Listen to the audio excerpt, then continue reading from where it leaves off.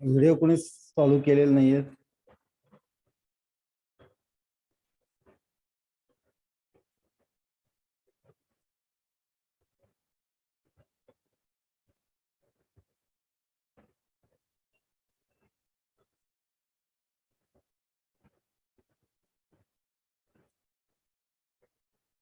ऐकू येत आहे का सगळ्यांना?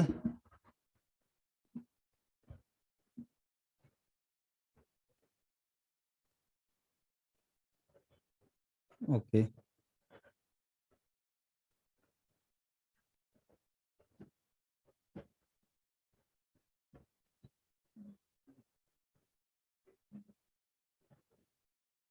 ज्यांना शक्य आहे त्यांनी व्हिडिओ चालू करा.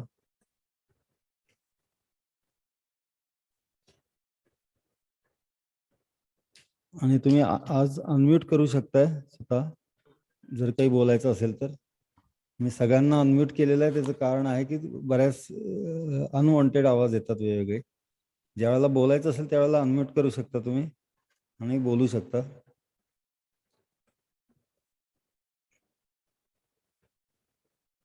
आजच्या पहिल्या दिवशी पंचगव्य समृद्धी तंत्राच्या पहिल्या दिवशी आपल्या सर्वांचे स्वागत आहे.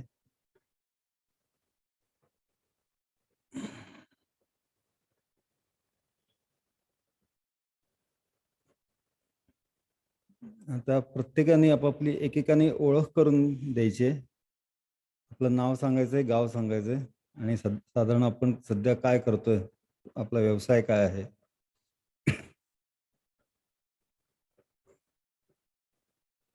कुणी एकाने अनम्यूट करा.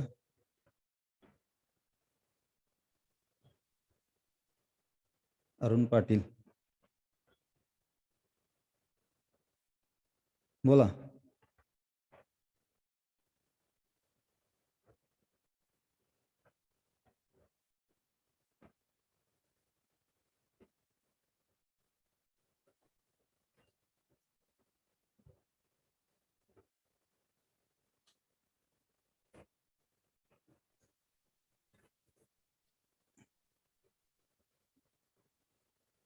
अरुण पाटील,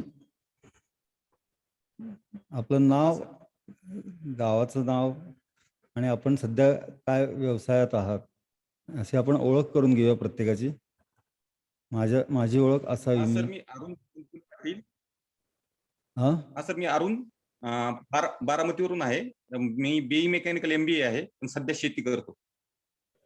अच्छा, गाई वगैरे असतील तर तेही सांगितलं तर चालेल.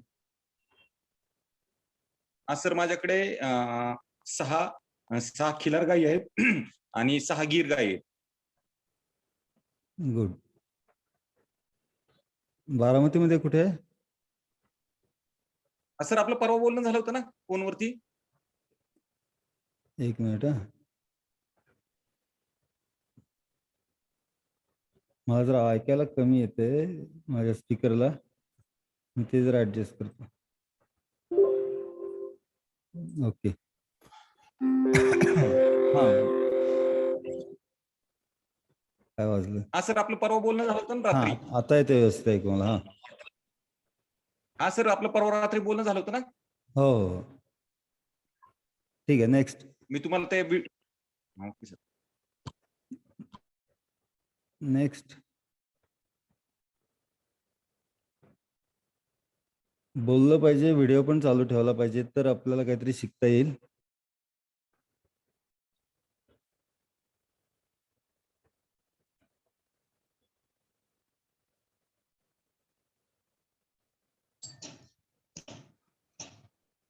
नितीन जंगम,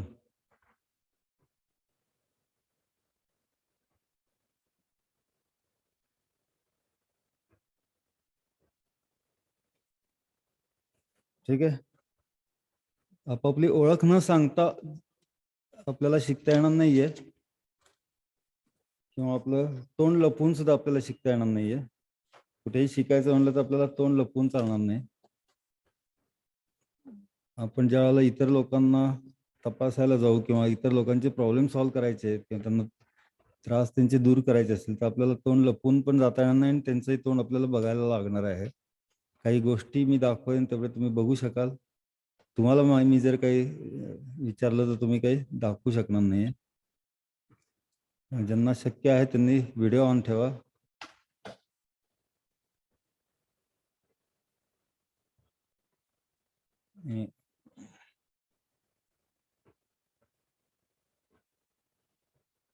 आपण सुरुवात करायची.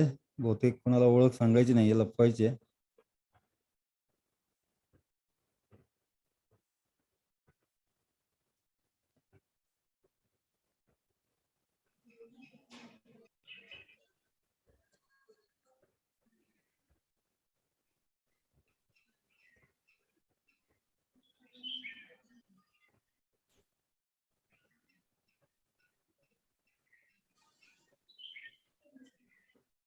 बोलायचं असेल त्याच वेळेला अनम्यूट करा. वेगवेगळे आवाज येत आहेत. नमस्कार. कोण मी बोलतोय? प्रसाद पिंगळापूरकर. बोला. हॅलो. हा, नमस्कार. मी प्रसाद शिंगणापूरकर. मी पुण्यामध्ये राहतो. मार्केटिंग करतो. एक मिनिट. एक गोष्ट करायची. सुरुवातीला तरी ऍटलिस्ट पहिल्या वेळेला ज्यावेळेला आपण बोलत असतो त्यावेळेला पहिल्यांदा जय गोमाताने सुरुवात करायची आणि त्यानंतर आपलं बोलणं कंटिन्यू करायचं. नाहीतर मग ऐकू येत नाही काही. येस. हा, येतंय का ऐकू? हा, येतंय. हा, जय गोमाता. मी प्रसाद शिंगणापूरकर, पुणे धारी इथे राहतो. मार्केटिंग मध्ये कार्यरत आहे आणि जमेल तितकी गोसेवा करायची म्हणून गो उत्पादनांचं मार्केटिंग पण मी बरोबरीने करतो. धन्यवाद. गुड. अजून कोणाला ओळख करून द्यायची आहे का चालू करू मी?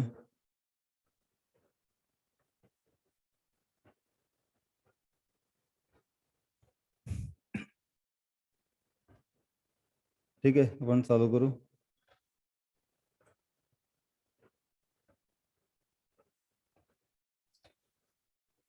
आज आपण चर्चा करणार आहोत त्या गोष्टी आहेत फक्त आपण चिकित्सा कशी करायची. तर आपल्याला आपले इंद्रिय किंवा आपले शरीर माहिती पाहिजे. त्या शरीराचे काही विकार तयार झाले तर आपल्या बाह्य त्वचेवर किंवा बाह्य जे काही आपल्याला जे दिसतात त्या बाह्य अवयवांवर काय फरक पडतो यावरून आपल्याला कसं ओळखता येईल वगैरे या संदर्भात आपण थोडी चर्चा करणार आहोत.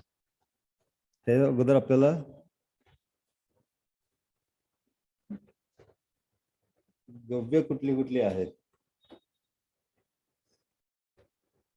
पंचतत्वामध्ये आपण सुरुवात करणार आहोत जलतत्वापासून. हा, वही पेन वगैरे घेऊन बसलाय का सगळेजण?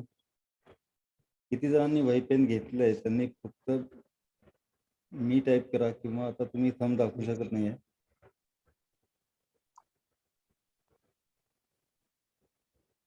ग्रुपवर काही गोष्टी लिहिल्या होत्या मी. वही पेन महत्वाचा आहे.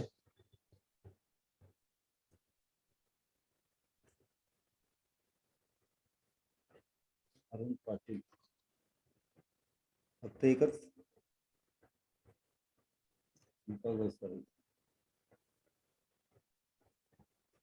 अरुण पाटील फक्त एकानेच वही पेन घेतलंय. कारण मी खूप फास्ट सांगणार आहे, आपल्याला तेवढा वेळ नाही. आपल्याला 6 तासात सगळं संपवायचं आहे. त्यामुळे तुम्हाला लिहून घेणं गरजेचं आहे, ते नंतर लक्षात राहणार नाही.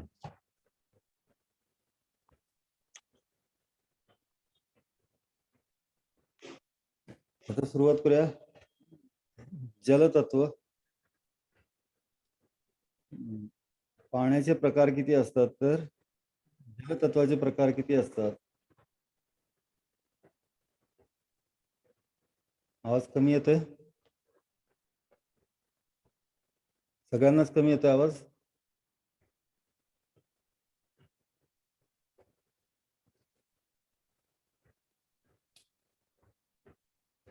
आवाज कुणाला कमी येतोय अजून? हर्षल पेडणेकरनी कळवलेलं आहे. आवाज कमी येतोय. बाकी कुणाला येतोय का कमी आवाज? कुणाला येत असेल तर सांगा. कमी नाही.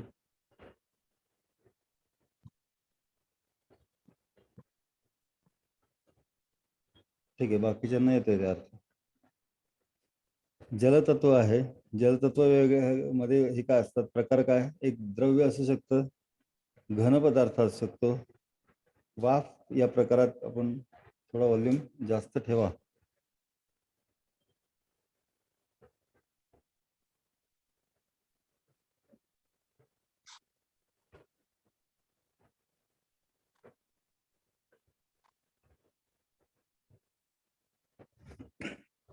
काय येतोय का व्यवस्थित आवाज?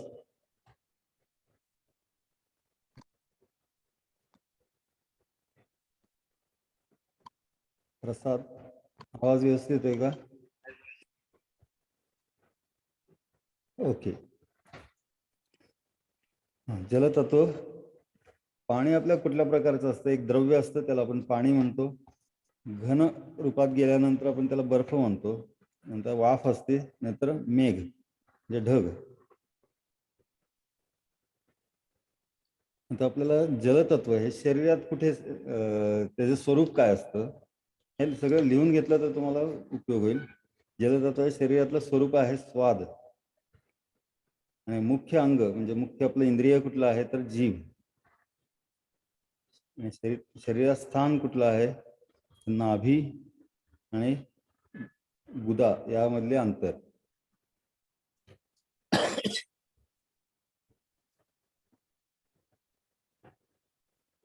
आपण जे बोलतो किंवा पाणी पितो ह्या क्रिया सगळ्या जलतत्वाशी संबंधित आहेत. वनस्पतीमध्ये कुठले आहे तर आंब्याची कोवळी पाने ही जलतत्वाशी संबंधित आहेत. हे कशासाठी लिहायचंय की आपल्याला उपचार करताना आपल्याला माहिती पाहिजे की आंब्याच्या कोवळ्या पाना हा जलतत्वाशी संबंधित आहेत. जलतत्वाच्या रिलेटेड जे काही विकार आहेत तर त्या ह्याच्यामध्ये आपण काय काय वापरू शकतो. पंचगव्यात काय रिलेटेड आहे, वनस्पतीत काय आहे, हे सगळं आपण त्यात प्रत्येक तत्वाशी आपण समजून घेणार आहोत.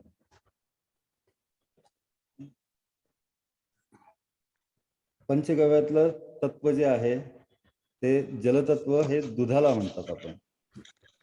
तर यावर ज्यांना बोलायचं त्यांनी साऊंड चालू ठेवा, नाहीतर म्यूट करा, म्हणजे इतरांना त्रास होणार नाही वेगवेगळ्या आवाजाचा. जलतत्व पंचगव्यामध्ये आपल्या 5 गव्यामध्ये जलतत्व हे दुधाला म्हटलेलं आहे. देवांमध्ये जलतत्वाचं प्रतिनिधित्व करतंय ते ब्रह्मा करतात.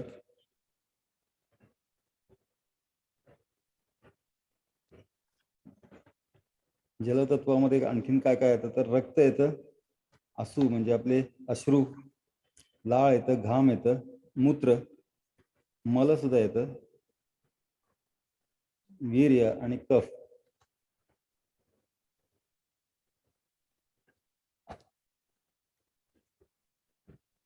आता यात जर काही आपल्याला फरक पडला, त्रास झाला किंवा काही बिघाड झाला तर काय होऊ शकतं तर तोत्रेपणा येऊ शकतो.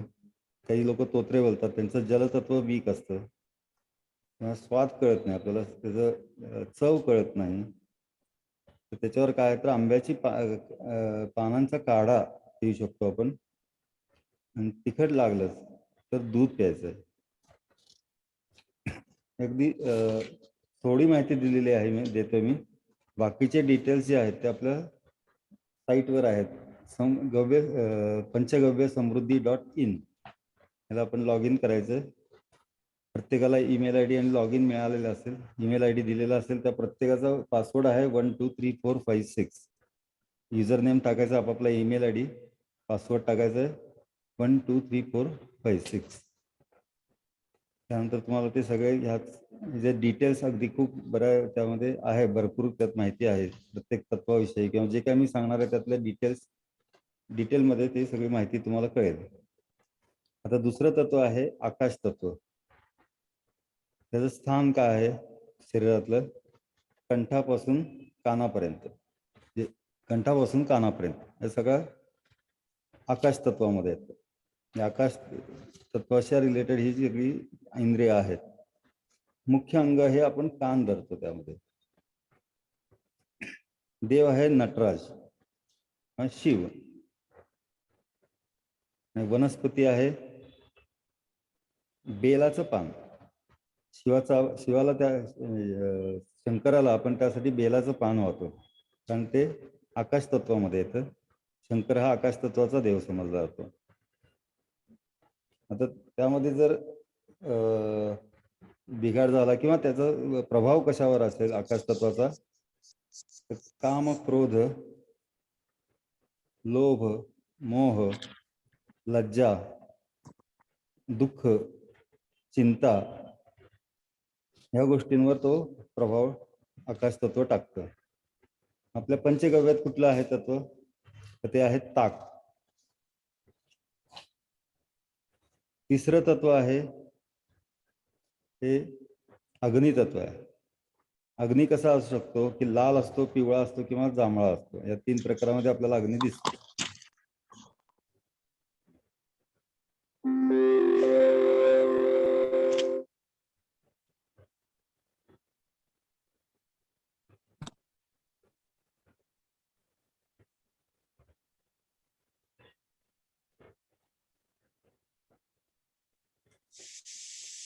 अरुण पाटील, म्यूट करायचं. ज्यावेळेला प्रश्न विचारायचा असेल किंवा काही बोलायचं असेल त्याच वेळेला अनम्यूट करायचं.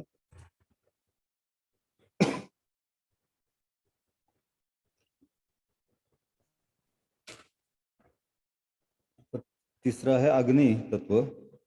यामध्ये लाल, पिवळा किंवा जांभळा प्रकार असतो अग्नीचा. शरीरातलं स्थान कुठलं आहे तर जठर आहे. अवयव कुठले? तर डोके आणि दृष्टी. रोग कुठले होऊ शकतात तर दृष्टी रोग होऊ शकतो. अग्निसंबंधी आहेत ते दया येणे, राग येणे, दृष्टी दूषित होणे, नजर लागणे, या गोष्टी या तत्व मध्ये फरक पडल्याने होतात. वनस्पतीमध्ये तुळस आहे आणि देवामध्ये विष्णू आहे.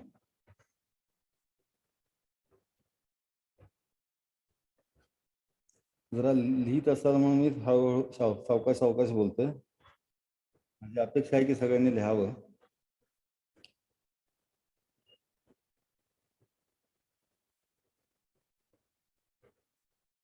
गव्यांमध्ये अग्नीला तूप हे आपलं अग्नी तत्व म्हणलेलं आहे. गव्यांमध्ये आपल्या 5 गव्यांमधलं.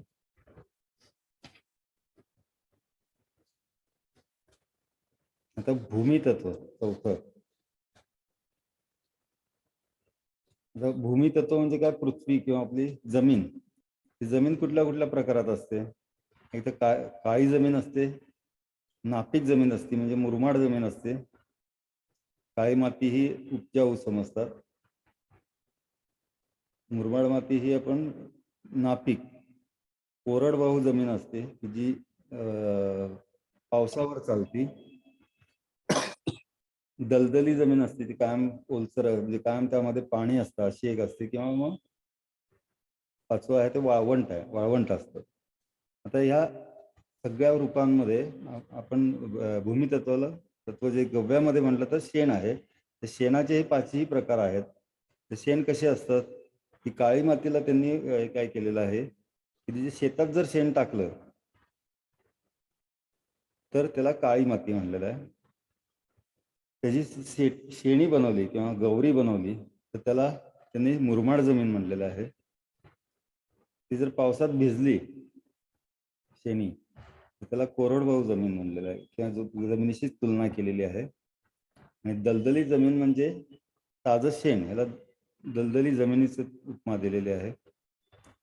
आणि शेणी जर जाळली आपण आणि त्याची राख केली, भस्म केलं तर त्याला त्यांनी वाळवंट असं कंपॅरिझन केलेलं आहे. तर हे सगळे कंपॅरिझन कशासाठी आहेत की आपल्याला जे काही विकार होणार आहेत ते कशा टाईपचे आहेत, कुठल्या भूमी तत्वाच्या रिलेटेड आहेत, त्या दृष्टीने आपल्याला ह्याच्यावर उपचार करण्यासाठी या गोष्टी गरजेच्या आहेत की शेणाचं कुठलं रूप आपल्याला तयार करू शकतो आणि त्याच्यावर उपचार करू शकतो. याचं स्थान आहे पाठीचा कणा.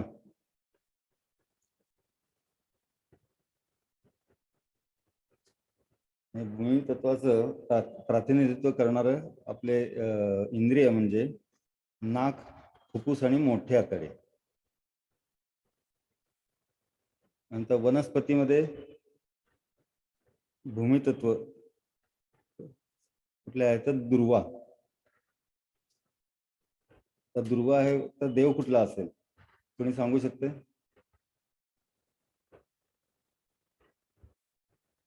बाकीच्या गव्यांबद्दल आपण प्रत्येकाचा देव सांगितला. Ganpati. Yes Ganpati. Yes correct. देवामध्ये भूमितत्व हे गणपतीला समजतात. आपल्या गव्यामध्ये गोबर किंवा शेण जे आहे ते आपण पृथ्वी तत्वाशी संबंधित समजतो. आता काही जर त्रास होत असतील त्या रिलेटेड तर शेणाने सारवलेल्या जमिनीवर झोपल्याने फरक पडतो किंवा दुर्वांवर चालणे, दुर्वा जिथं भरपूर आहेत त्याच्यावर चालल्याने सुद्धा फरक पडू शकतो.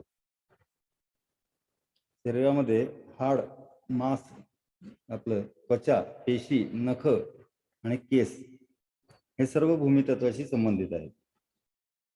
आता शेवटचं जे आहे गव्य ते आहे वायुतत्व. वायुतत्व हे आपण कशाला म्हणतो? आपल्या इथे लिहिलेलं आहे. मी काय आलं नवीन? माझा व्हिडिओ दिसत नाही आहे का?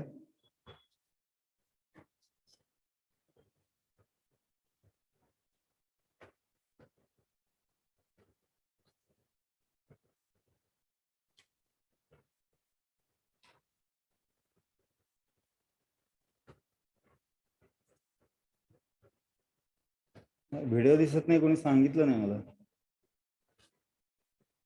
दिसत नसेल त्याला सांगत जा. तर वायुतत्व जे आहे त्याचे प्रकार कुठले आहेत, काय क्रिया कुठल्या कुठल्या असतात? तर श्वास घेणे, सोडणे, हृदय ते कंठ, हृदयापासून कंठापर्यंत जे एरिया आहे तो आपण वायुतत्वाशी संबंधित म्हणतो. वायुतत्व जर मध्ये काही बिघाड झाला तर आपल्याला हृदय ते कंठ मधले जे काही अवयव आहेत त्यामध्ये आपला बिघाड होतो. त्वचा ही आपल्या वायुतत्वाचे प्रतिनिधित्व करते. वनस्पतीमध्ये आहे पिंपळ.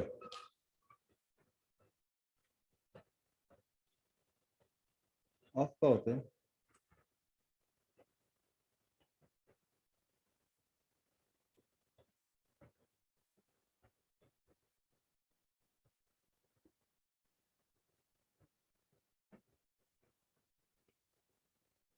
वायुतत्वामध्ये वनस्पती कुठली प्रतिनिधित्व करते तर पिंपळ. पिंपळ असेल तर देव कुठला असेल? देव आहे भैरव. म्हणून बोलणे किंवा काही शरीरातले काही गोष्टी आकुंचन प्रसारण पावणे, चिंतन, मनन, स्पर्श ह्या गोष्टी या वायुतत्वाशी संबंधित आहेत. गव्यांमध्ये कुठला आहे तर गोमूत्र आहे. यात जर फरक पडले तर आपल्याला हृदयासंबंधी काही आजार होऊ शकतात. असे काही हे असेल तर गोमूत्राने आपल्याला त्याच्यावर जास्त लवकर उपचार करता येतात. आता आपण बघणार आहोत शरीरामध्ये मुख्य आपली जी इंद्रिय आहेत किंवा आयुर्वेदामध्ये अंग म्हणतात तर ती कुठली कुठली आहेत? तर त्यामध्ये दोन प्रकार आहेत. एक प्रकार म्हणजे बाह्य अंग आणि एक आहे आंतरिक अंग. बाह्य अंग म्हणजे काय की जे आपल्याला डोळ्याने दिसतात ही बरीचशी बाह्य अंग असतात आणि आंतरिक अंग म्हणजे दिसत नाहीत. बाह्य अंग ही आपल्याला मेंदू किंवा कोणीतरी आज्ञा दिल्याशिवाय ती कामं करत नाहीत. आपल्याला चालायचं असेल तर मेंदूकडून आज्ञा येते की पाय पुढे टाक. तशी जी अंग आहेत किंवा तेवढे इंद्रिय आहेत त्याला आपण बाह्य अंग म्हणतो. आंतरिक अंग हे आपण आपल्या कंट्रोलमध्ये नसतात कोणाच्याही, ते 24 तास चालूच असतात. उदाहरणार्थ आपलं हृदय आहे किंवा यकृत आहे, किडनी वगैरे अशा ज्या गोष्टी आहेत, ह्या सगळ्या आंतरिक अंग म्हणता येईल, ज्याच्यावर आपल्याला कंट्रोल नसते. ते 24 तास त्यांची ती कामं करतच असतात. आता आपण त्यातले जे मुख्य आंतरिक अंग आहेत त्याच्यावरून जास्त आपल्याला आजार होऊ शकतात. ते आपण मुख्य आंतरिक अंग जे आहेत त्याबद्दल थोडंसं जाणून घेऊया.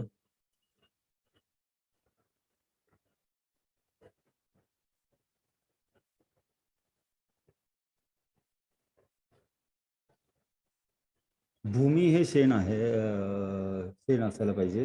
इथे काय लिहिलेलं आहे?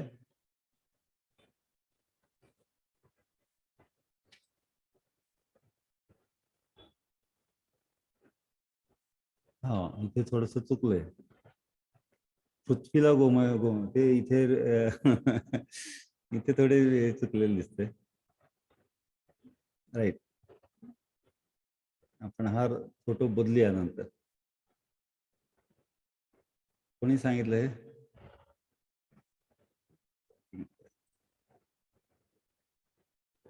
गुड, निरीक्षण आहे चांगलं.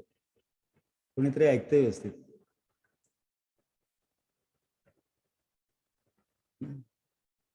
लिहून काय कोणी फार घेतंय असं वाटत नाही.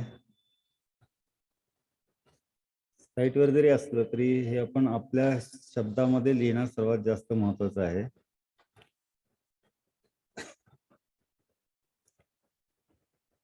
आता फुफ्फुस आहे, पहिलं इंद्रिय आपलं आहे फुफ्फुस. ते फुफ्फुसाचं काम काय आहे? कार्बन शरीरातून बाहेर टाकणे. जे काही शरीरामध्ये कार्बन असतं तयार होतं ते आपल्याला बाहेर टाकायचं आहे. श्वसनासंबंधी किंवा श्वसनासंबंधी जे काही रोग आहेत ते फुफ्फुसामध्ये फरक पडल्याने होतात. फुफ्फुस हे 1 मिनिटामध्ये 17 ते 18 वेळा, जो निरोगी माणूस असेल किंवा निरोगी व्यक्ती असेल त्याचं साधारण 17 ते 18 वेळेला उत्सर्जन करतं कार्बन डायऑक्साईडचं किंवा कार्बनचं. एका वेळेला साधारण 500 मिली वायू फुफ्फुस आतमध्ये घेतो. यामधलं 150 ml 105 ml हे ऑक्सिजन असतं जनरली. चांगल्या हवेमध्ये 500 ml मध्ये 105 ml हा ऑक्सिजन असतो, जे O2 म्हणतो आपण. त्यातले 5% फक्त ऑक्सिजन हा आपण शरीरासाठी वापरला जातो, बाकीचा पुन्हा बाहेर सोडला जातो. तेव्हा आपण कार्बन डायऑक्साईड, ज्या वेळेला कार्बनच्या बरोबर ऑक्सिजनचं रासायनिक क्रिया होऊन तो कार्बन डायऑक्साईडच्या फॉर्ममध्ये बाहेर सोडला जातो.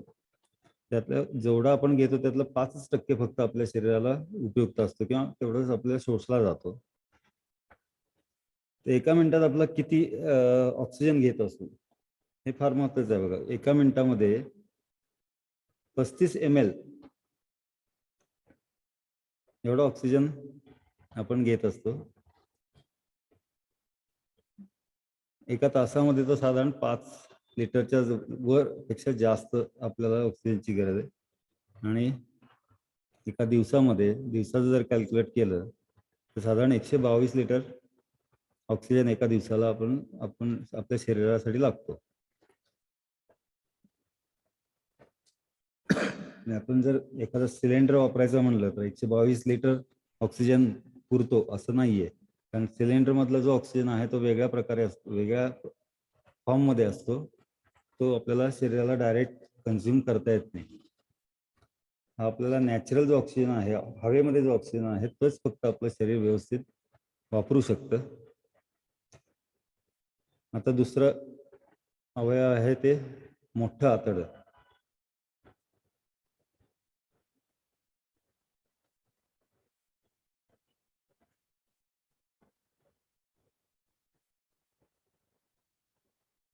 मोठं आतड्याचं काम आहे शरीरातला जो मल आहे तो बाहेर टाकणे म्हणजे पोट साफ करणे हे मुख्य काम हे मोठं आतडं करत असतं.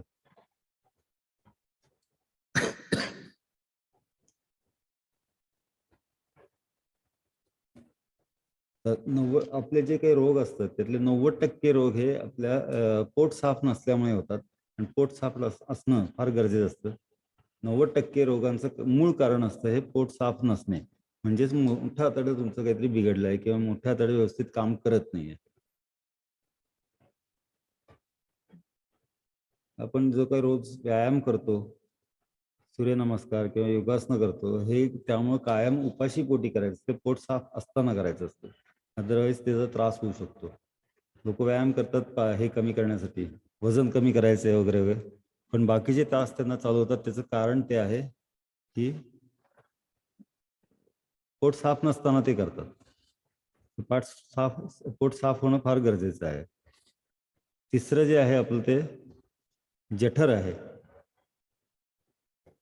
जठर म्हणजे काय इंग्लिशमध्ये म्हणतात, कोणी सांगू शकेल? जठरला इंग्लिशमध्ये काय म्हणतात?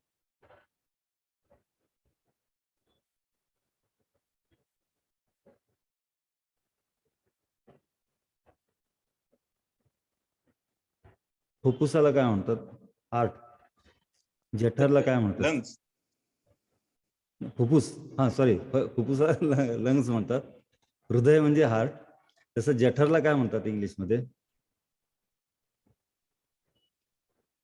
लिव्हर. हा, लिव्हर. आता लिव्हर, जठर आणि पित्ताशय हे दोन वेगळे प्रकार आहेत. ते पित्ताच्या रिलेटेडच आहेत. आपल्याला फक्त लिव्हर माहिती असतं,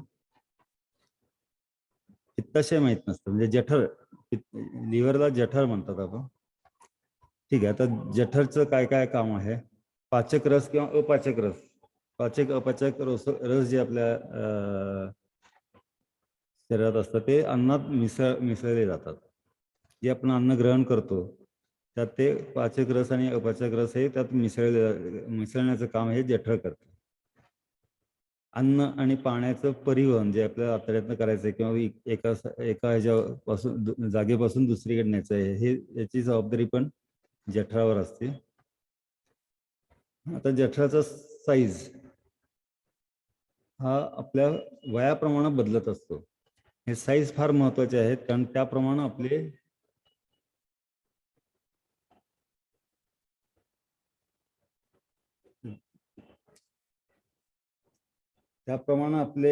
जे काही अर्काचे डोस किंवा आपल्या औषधांचे डोस हे त्या जठराच्या साईजवरून अवलंबून असतात. अगदी लहानपणी साधारण एक 3-4 वर्षापर्यंत हे 30 ml पर्यंत जठराचं साईज असतं, ज्यामध्ये जठरामध्ये 3 गोष्टी असतात. अन्न, पाणी, हवा, 3 कप्पे असतात. त्यातला 1 कप्पा असतो तो अन्नासाठी असतो, 1 कप्पा असतो द्रवरूप जे काय असेल पाणी साठवण्यासाठी, आणि तिसरा कप्पा असतो त्यामध्ये वायुरूप जे काय हवाच्या रिलेटेड जे आहे, म्हणजे वायुरूपामध्ये आहे ते साठवण्यासाठी 3 कप्पे असतात. तर त्यातल्या पाण्याचा जो कप्पा आहे त्याची कपॅसिटी जी आहे त्यावर आपण आपल्या औषधांचे डोस ठरवतो. तर साधारण लहान मुलांमध्ये हे 30 ml पर्यंत ते पाण्याची कपॅसिटी असते जठरात साठवण्याची, म्हणजे द्रवरूप जे काही गोष्टी साठवल्या जातात त्या. 18 वर्षापर्यंत ते 1 लिटर पर्यंत मोठं होतं, 18 वर्षापर्यंतच वाढतं. 25 वर्षापर्यंत ते त्यानंतर 1.5 लिटर पर्यंत होतं. त्यापेक्षा जास्त नंतर काही होत नाही. वृद्धापकाळात थोडंसं अजून कमी होऊ शकतं, पण 1.5 लिटर पर्यंत जातं. तर ह्याप्रमाणे आपल्या ह्या एज लिमिट किंवा एज ग्रुपला त्याप्रमाणे आपण पुढे बघूया कसे किती ml काय द्यायचं किंवा किती औषधाचा डोस काय असेल. तर हे सर्वात महत्वाचं आहे की ह्याचं किती साईज आहे त्या पाण्याच्या एका पिशवीचा किंवा पाण्याच्या कप्प्याचा. आता चौथा आहे प्लीहा. ह्याचं काम आहे रक्तसंचार करणे आणि सगळ्या अवयवांना प्राणवायू देणे, प्राणवायू पुरवणे आणि पोषक तत्वे पुरवणे.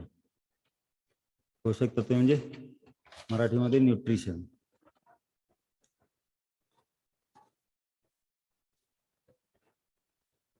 त्यानंतर येते ते छोटं आतड. छोटं आतड जे असते ते काय, जीवनसत्व आपले जे काही शोषून घेण्यासाठी किंवा त्याचा एक वापर करण्यासाठी छोट्या आतड्याचा उपयोग होतो. तर जेवढ्या गरजेच्या अदृश्य चेतना ऊर्जा आहेत किंवा क्रिया ऊर्जा आहेत, म्हणजे आपण काम करण्यासाठी जी ऊर्जा लागते, ह्या गोष्टी शोषून घेणे हे त्याचं छोट्या आतड्याचं काम आहे. आणि त्या व्यतिरिक्त एक्स्ट्रा जर आपल्याला आपण काही खाल्लं असेल, त्यातनं जास्त जर ऊर्जा असतील तर त्या पुढे ढकलणे, एवढं छोट्या आतड्याचं काम आहे. मूत्राशय. मूत्राशय हे पाणी आणि यौन क्रियांचे संतुलन राखतं. एक दिवसामध्ये साधारण 1.5 लिटर आपण मूत्र विसर्जन करतो. एक हेल्दी माणूस किंवा एखादा चांगला, हे सगळं प्रौढ माणसांच्या रिलेटेड आहे. लहान मुलांचे वेगळे वेगळे असू शकतात किंवा अगदी म्हाताऱ्या लोकांचं काही हे प्रमाण कमी जास्त असू शकतं. हे आपण नॉर्मल प्रौढ आणि हेल्दी सुदृढ माणसाच्या बाबतीत सगळं आपण विचार करतोय. हे साधारण 1.5 लिटर दिवसातून मूत्र विसर्जन त्यांनी केलं पाहिजे. एका वेळेला साधारण 250 मिली मूत्र विसर्जित होऊ शकतं. असं आपण बऱ्याच वेळेला ज्या वेळेला दिवसभरात जातो ते एका वेळेला साधारण 250 मिली आपण मूत्र विसर्जित करत असतो नॉर्मल माणूस, आणि पूर्ण दिवसभरात साधारण 1.5 लिटर तेवढे करत असतो. बाकीचं जे आपण पाणी पितो ते घामा वाटे किंवा इतर गोष्टी वाटे आपलं ते, किंवा आपल्या शरीराला काही गरज असते ती त्यामध्ये ते पाणी आपण वापरत असतो. 1.5 लिटर मूत्र विसर्जन करतो म्हणजे आपण पितो त्यापेक्षा जास्त. नंतर आहे मूत्रपिंड. हे रक्तदाब नियंत्रित करतं, अनावश्यक मलाची वाढ नियंत्रित करतं. याचा फरक पडतो केस, नखे आणि दात. हे बघा लक्षात ठेवा की केस, नखे आणि दात ह्या गोष्टींचा संबंध मूत्रपिंडाशी असतो. त्याचे नवीन पेशी तयार करणे हे एक काम आहे. वांशिक परंपरा पुढे नेणे हेही त्याचं काय एक काम आहे. त्याच्यामध्ये विविध प्रकारचे आपले फिल्टर आहेत, जे शरीरातले जे क्षार आहेत, युरिया आहे, युरिक ऍसिड आहे किंवा ग्लुकोज आहे, अशा ज्या गोष्टी आहेत ज्या आपल्याला बाहेर टाकायच्या आहेत, तर ते फिल्टर करून बाहेर सेपरेट करणे हे एक मूत्रपिंडाचं काम आहे.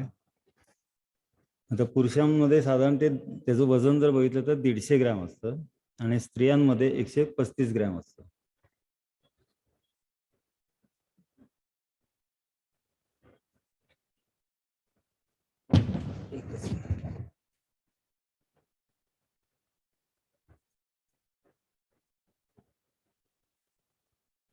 ठीक आहे.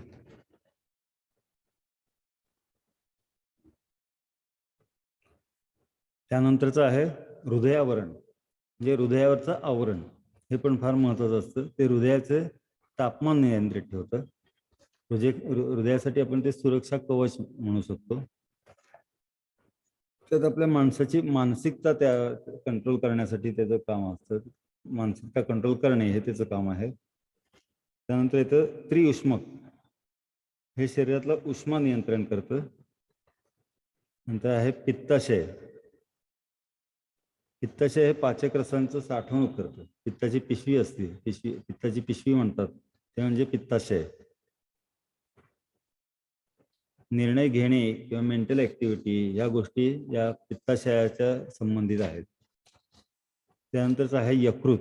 यकृत म्हणजे लिव्हर. जठर म्हणजे वेगळा, जठर म्हणजे लिव्हर नव्हे.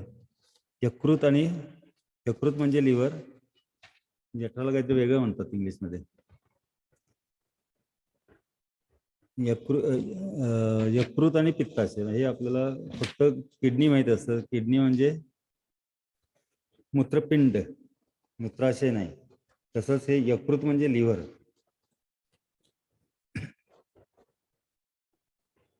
आता पित्त कंट्रोल करणे हे मुख्य त्याचं काम आहे. आपण जे काही खातो किंवा पितो त्याचा साधारण अंदाज घेऊन नियोजन करून ते पित्त किती तयार करायचं, त्याचं कंट्रोल, त्याचं सगळं नियोजन करणे हे मुख्य काम आहे यकृताचं किंवा लिव्हरचं.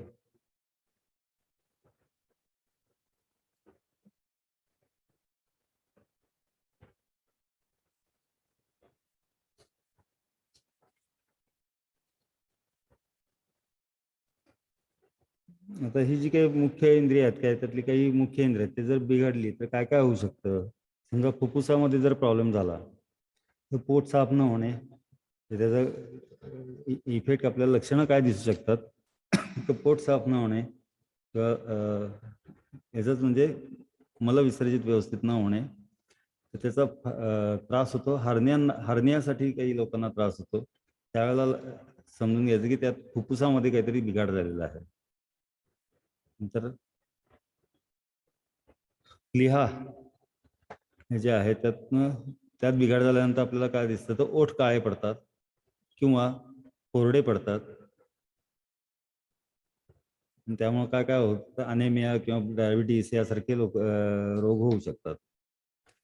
नंतर हृदयामध्ये जर काही बिघाड झाला तर हार्ट अटॅक, ब्रेन डॅमेज होऊ शकतं, पॅरालिसिस होऊ शकतो आणि मेंदूच्या रिलेटेड आजार होऊ शकतात. म्हणजे मेंदूमध्ये काही ब्लॉकेज होऊ शकतात किंवा पार्किन्सन वगैरे असे काही जे मेंदूचे रोग आहेत, हे रोग ह्या हृदयाच्या रिलेटेड आहेत. मूत्रपिंड जे आहे, मूत्रपिंडाच्या रिलेटेड काय काय असतील तर जिभेच्या कडा काळसर होतात. मुख्य त्याचं लक्षण काय आहे, तर जिभेच्या कडा ह्या काळसर होतात किंवा कान फुटणे म्हणतो आपण, तसं काही वेळेला कान फुटणे प्रकार दिसतात. लाळ जास्त तयार होते, लाळ गळणे, नखांचा रंग बदलतो किंवा नखांचं स्ट्रक्चर बदलतं. नख अगदी प्लेन पाहिजे तर ती प्लेन राहत नाहीत, त्याला असे रेघा वगैरे येतात किंवा त्याचं स्ट्रक्चर थोडंसं बदलतं, त्यामुळे नखांमध्ये फरक पडलेला दिसतो. आणि मुख्य त्याचे त्रास काय होतं, तर पांढरे लवकर होणे केस, अवेळी केस पांढरे होणे किंवा गळणे, ह्या गोष्टी मुख्य आपल्याला दिसतात.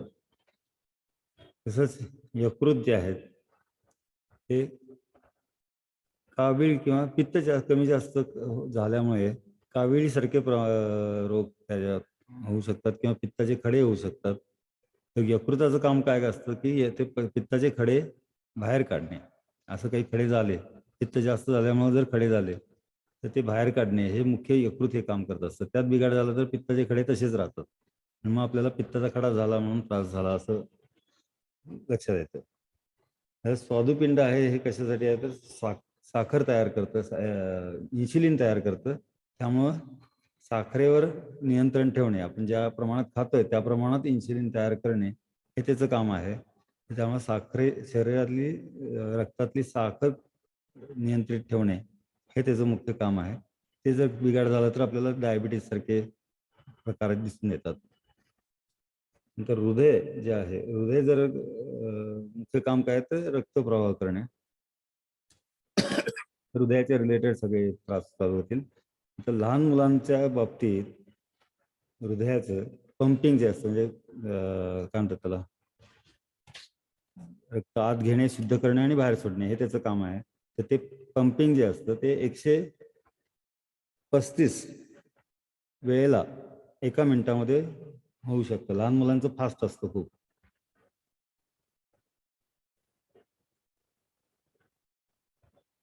आणि नंतर ॲडल्ट लोकांचं वगैरे 72 पर्यंत असू शकतं. इतके 135 नसतं. आपलं म्हणजे ठोके जे बघतात, हृदयाचे ठोके हे साधारण 72 आहे नॉर्मल समजतात. 72 ते 96 आणि 135 वगैरे लहान मुलांचं नॉर्मल आहे. लहान मुलांचे जास्त असतात. एका वेळेला साधारण एक ॲडल्ट माणूस हा 70 मिली रक्त आत घेतो आणि बाहेर काढतो. म्हणजे 70 मिली रक्तावर प्रोसेसिंग होतं. ते 70 मिली रक्त आपण ते प्रोव्हाइड करतो हृदयातून एका पंपाला. त्यामुळे आपल्याला साधारण 34,000 किलोमीटर पर मिनिट एवढ्या वेगाने ते आत बाहेर करत असतं. त्याच्याशी संबंध आहे तो मानसिक गतिविधी किंवा प्रेम लोभ वगैरे या गोष्टींशी संबंध आहे हृदयाचा. आता एवढ्या गोष्टी मी ज्या सांगितल्या यातलं काही कोणाला समजलं नाहीये का किंवा काही शंका असेल तर विचारू शकता थोड्या वेळ.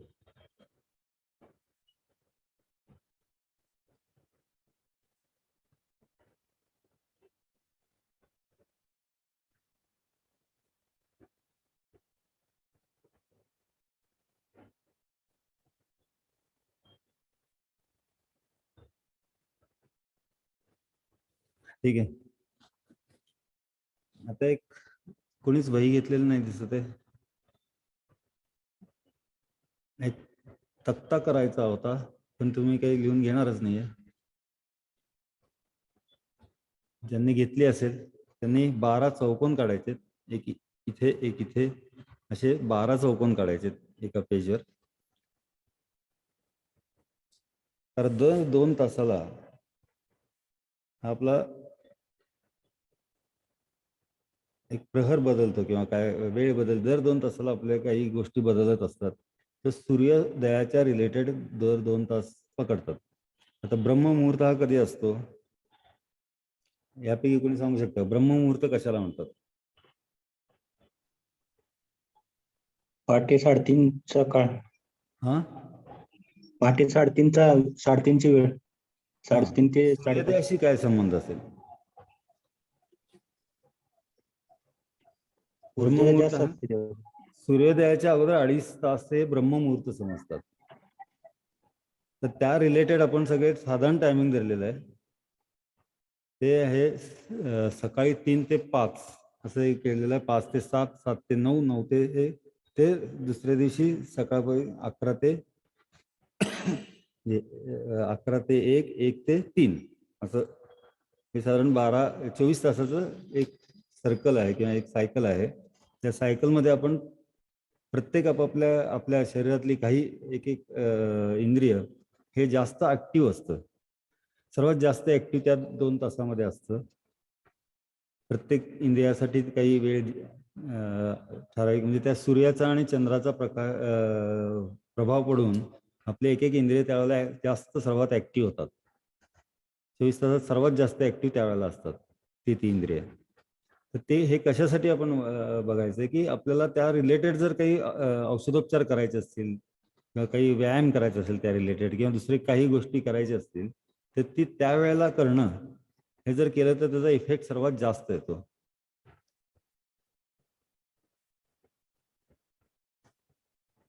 नवनाथ धिरंगे वही आहे, गुड. आता लिहून घ्या की 3 ते 5 हे कुठलं आहे तर फुफ्फुसाचा वेळ आहे. फुफ्फुस त्यावेळेला सर्वात जास्त ऍक्टिव्ह असतं. म्हणजे इतर वेळेला काम करतच असतं पण 3 ते 5 हे सर्वात जास्त ऍक्टिव्ह असतं. त्यामुळे त्यावेळेला आपल्याला फुफ्फुसाच्या रिलेटेड जे काही उपचार करायचे आहेत हे त्यावेळेला जर केले, त्या औषध घ्यायचं असेल किंवा दुसरी काही गोष्टी असतील तर त्यावेळेला सर्वात जास्त त्या औषधांचा परिणाम होऊ शकतो. ते 3 ते 5 वेळ आहे ही फुफ्फुसाची आहे. 5 ते 7 आता हे कुठनं धरलेलं आहे की बाबा सूर्योदय हा 5:15 होतोय असं कन्सिडर करून केलं. आता पूर्ण वर्षभर काय 5 वाजता 5:15 वाजता सूर्योदय होत नाहीये, तर तो उशिरा पण होतो, कधी 7 वाजता सुद्धा होतो. त्या दृष्टीनं रोजच्या वेळा बदलू शकतात. हे आपण एक स्टँडर्ड धरलेलं आहे की सूर्योदयाचा एक वेळ काहीतरी फिक्स करून वेळ ठरवायला पाहिजे. त्याप्रमाणे ब्रह्ममुहूर्त जे असतं त्यावेळेला म्हणजे 3 ते 5 या वेळेला फुफ्फुस ऍक्टिव्ह असतं. 5 ते 7 हे मोठं आतडं असतं. 7 ते 9 हे जठर आहे.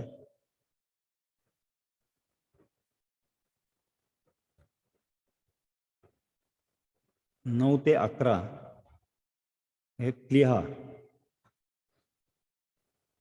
म्हणजे डायबिटीसच्या रिलेटेड जर आपल्याला काही उपचार करायचे असतील ते सकाळी 9 ते 11 या वेळात जर आपण काही औषधं घेतली किंवा त्याच्यावर उपचार केले, बरेचसे आहेत, आयुर्वेदिक आहेत किंवा आपले पंचगव्यातले आहेत, जांभळाची पावडर खातात वगैरे, असे जे काही गोष्टी आहेत त्या सकाळी 9 ते 11 खाल्ले तर सर्वात जास्त त्याचा उपयोग होतो. हृदय आहे ते 11 ते 1 दुपारी 1. त्यानंतर आहे छोटं आतडं 1 ते 3. नंतर 3 ते 5 आहे मूत्राशय.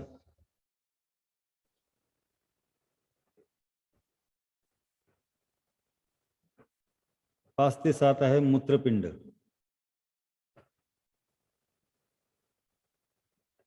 नंतर 7 ते 9 हे हृदयावरण.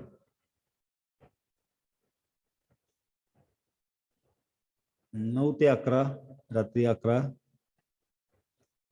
त्रिउष्मक.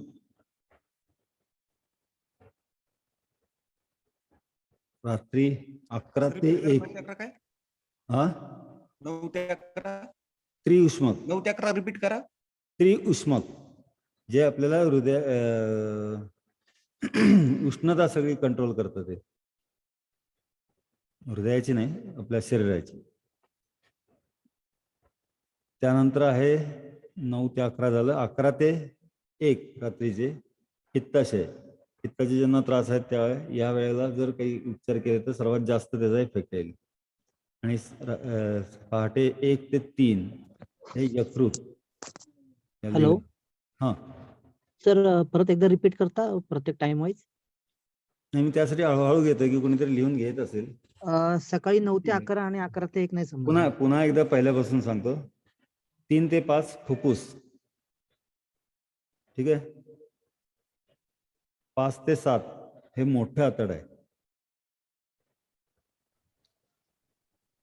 7 ते 9 जठर. 9 ते 11 प्लीहा. 11 ते 1 हृदय. 1 ते 3 छोटे आतडे. 3 ते 5 मूत्राशय. 5 ते 7 मूत्रपिंड.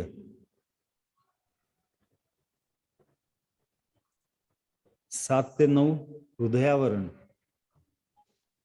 9 ते 11 त्रिउष्मक. इंग्लिशमध्ये ट्रिपल हिटर म्हणतात. 11 ते 1 पित्ताशय आणि 1 ते 3 पहाटे यकृत.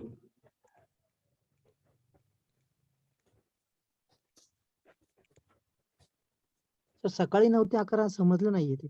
रिहा म्हणजे प्लीहा आपले जे डायबिटीसच्या रिलेटेड जे हे तयार करतं, इन्सुलिन तयार करतं, त्यासाठी त्याला प्लीहा म्हणतात. म्हणजे ते पॅनक्रिया, हा हा मराठीमध्ये पॅनक्रिया म्हणतात.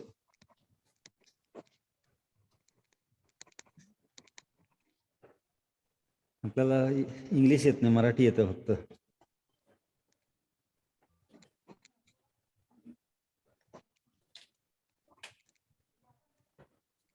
आता नाडी परीक्षण हे कसं काय माझ्या लक्षात येणार की कसं तुम्हाला सांगता येईल नाडी परीक्षण कसं करतात. तर प्रत्येकाने व्हिडिओ नाहीये तेव्हा मला ते सांगणं जरा अवघड आहे. तुम्ही जे करताय ते बरोबर आहे की नाही मला दिसणार कसं. तेव्हा व्हिडिओ चालू करणं फार महत्वाचं होतं. आणि उद्यापासून तर व्हिडिओ जर हे नसेल तर मग काही येण्यात अर्थ नाहीये. व्हिडिओ शिवाय काही हे नाही. वही पेन पण नाही बऱ्याच लोकांकडे. 1-2 लोकांनी आहे म्हणून सांगितलं. वही पेन आणि व्हिडिओ हे फार महत्वाचं आहे. नाडी परीक्षण जर सांगायचं असेल तर ते तुम्ही व्यवस्थित हात धरताय की नाही मला इथून दिसलं पाहिजे, तर तुम्हाला ते कळेल. मी माझं फक्त स्वतःचे नाडी दाखवू शकतो, पण ते जे फिलिंग आहे ते तुम्हाला येतंय की नाही, तुमचं काही हात चुकतोय का, हे फार महत्वाचं आहे. त्यासाठी मला व्हिडिओ तुमचे बघणं महत्वाचं आहे. आता नाडी कुठे असते? साधारण शरीरामध्ये 10 ठिकाणी आपण नाडी बघू शकतो. त्यातले आपण फक्त 2 ठिकाणी यावर चर्चा करणार आहोत. कसं बघतात ते. नाडी म्हणजे काय, तर कफ नाडी एक असते, पित्त नाडी एक असते आणि वात नाडी असते. 3 नाड्या असतात. तुम्ही ऐकलं असेल. नाडीमध्ये कफ, वात आणि पित्त.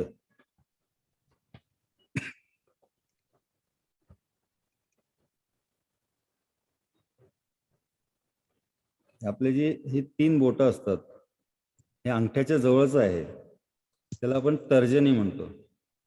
त्याच्यानंतरचं आहे त्याला मध्यमा आणि त्यानंतरचं जे आहे त्याला अनामिका म्हणतो. ह्या 3 बोटांवर आपण ते बघू शकतो नाडी. तर 3 बोटांना जे पहिलं जे आहे तर्जनी जे म्हणतो ते वातासाठी असतं. मधलं जे आहे ते पित्तासाठी असतं. पित्त नाडी आपल्याला त्यातनं कळते. आणि तिसरी आहे ती अनामिका, ते कफ नाडीसाठी आहे. तिथे कफ नाडी कळते व्यवस्थित. तर मी कसं बघायचं नाडी ते सांगेन, त्या अगोदर हे काही गोष्टी लिहून ठेवा. की कफ नाडी ही नाडी म्हणण्याच्या आपण जे काही सध्याचे डॉक्टर आपल्या इथे हृदयाचे ठोके किंवा हे जे बघतात असं इथे. हा काय झालं?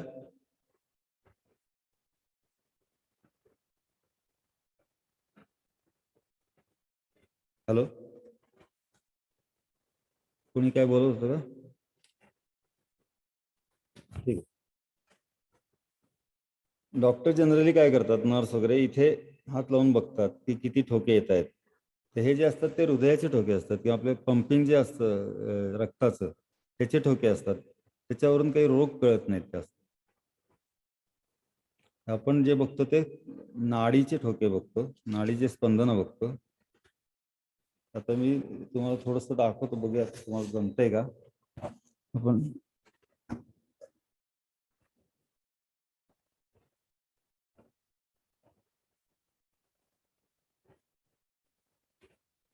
म्हणजे जर व्हिडिओ जर नसतील ना तर मला हेच मी फक्त एक शॉर्ट मध्ये आता तुम्हाला सांगेन. बाकी तुम्हाला जमेल की नाही माहिती नाही. ते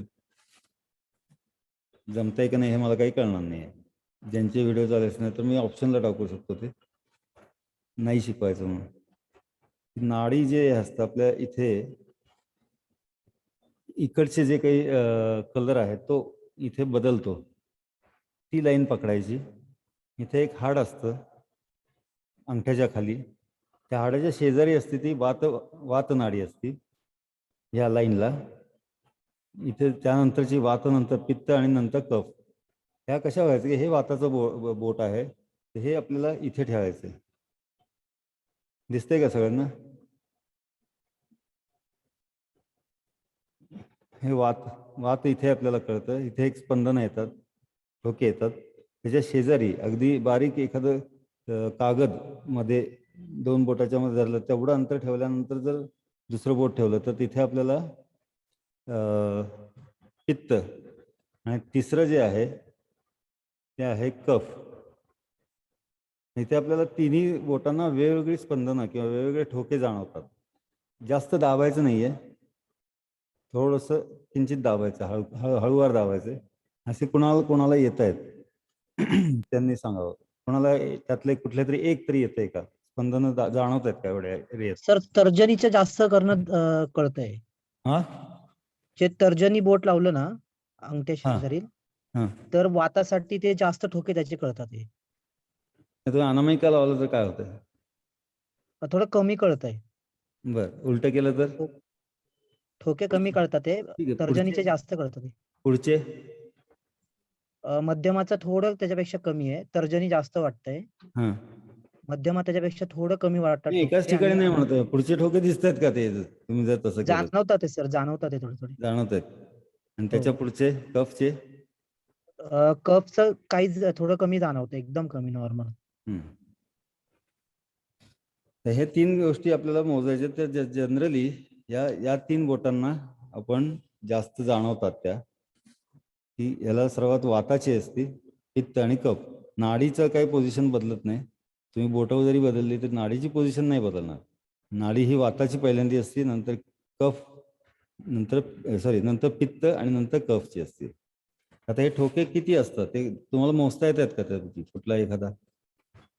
आपण 1 मिनिटाचा टाइम तुम्ही लावा कशात तरी, व्हिडिओ घड्याळात किंवा काय मोबाईलमध्ये. 1 मिनिटामध्ये साधारण किती ठोके कुठले तरी एकाचे सांगा, वाताचे सांगा, जे तुम्हाला जास्त जाणवत आहेत. कोण बोलत होत आता? पाटील सर, कोण बोलत होतं? सर नवनाथ बोलतोय. हा, तुमचा व्हिडिओ दिसत नाहीये.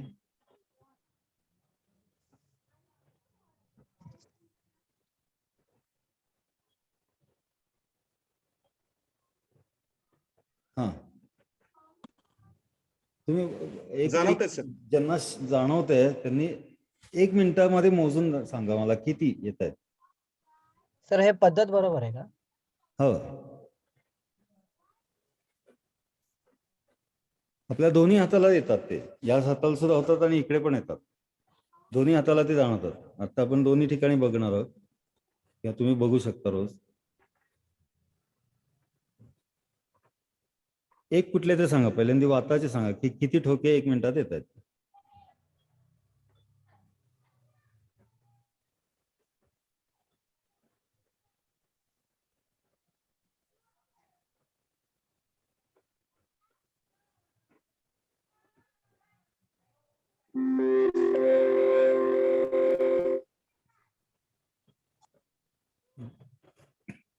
त्यांचे व्हिडिओ दिसत नाहीत, व्हिडिओ नाही येत ऑन, त्यांनी बघायला हरकत नाही आणि सांगायला हरकत नाही.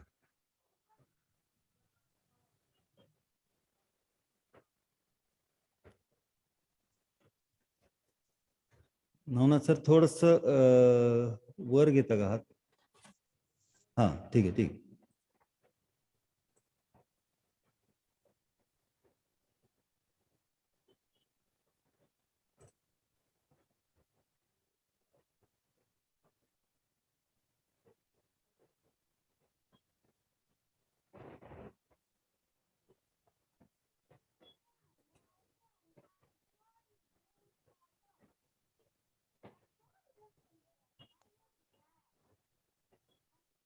सर 75. ओके, तुम्ही हात बराचसा खाली घेतला तेव्हा माव दिसला नाही, व्यवस्थित पकडलाय की नाही पाटील सर? 75. ओके, कुठल्या मोजला तुम्ही? पहिला, दुसरा, तिसरा? वात वात. हा, पहिला. ओके. हा. 73. 67 आले. हा, 73. 67. दोन आवाज येतात नक्की, पुन्हा एकदा सांगा. हॅलो, हा, 73 तर्जनी. कोण बोलतोय हे? मला दिसत नाही. हर्षल पेडणेकर. ओके, हर्षल पेडणे. 73.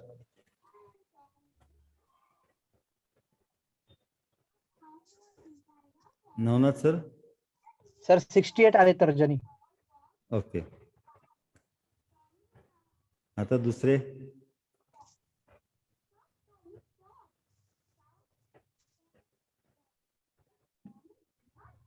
आता मस्त दुसऱ्या हाताचे मोजले तरी चालतील, दोन्ही सारखे, दोन्हीकडे सारखेच येतात, कुठेही मोजले तरी तेवढेच ठोके येतात. दुसऱ्या हाताचं सापडतंय का बघा.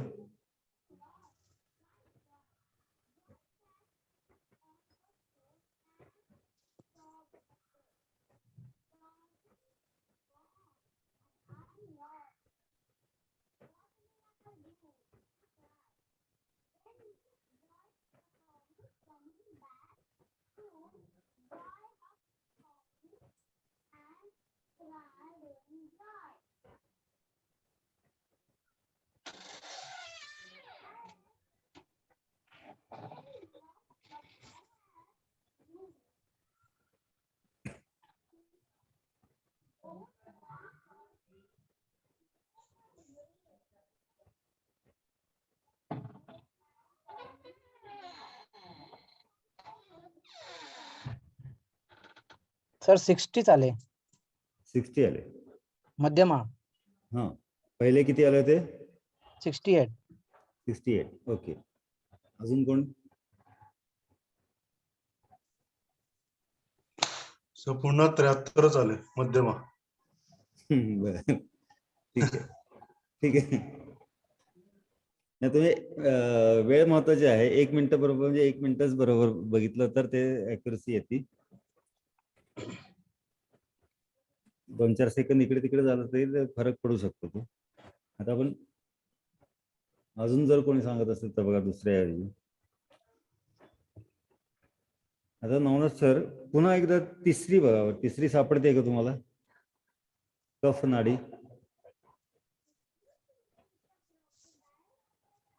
हा, बरोबर. ते फक्त बोट ठेवायचं, बाकीचे काढून टाकायचे, म्हणजे आपल्याला कॉन्सन्ट्रेशन त्याच्यावर होतं. श्वास शांतपणे घ्यायचा. म्हणजे व्यवस्थित मोजता येतात, लक्षात राहा. नाहीतर एखादी ठोका चुकतो, ते आपलं मोजताना आपल्याला लक्षात येत नाही. तेव्हाच नॉर्मल पाहिजे एकदम.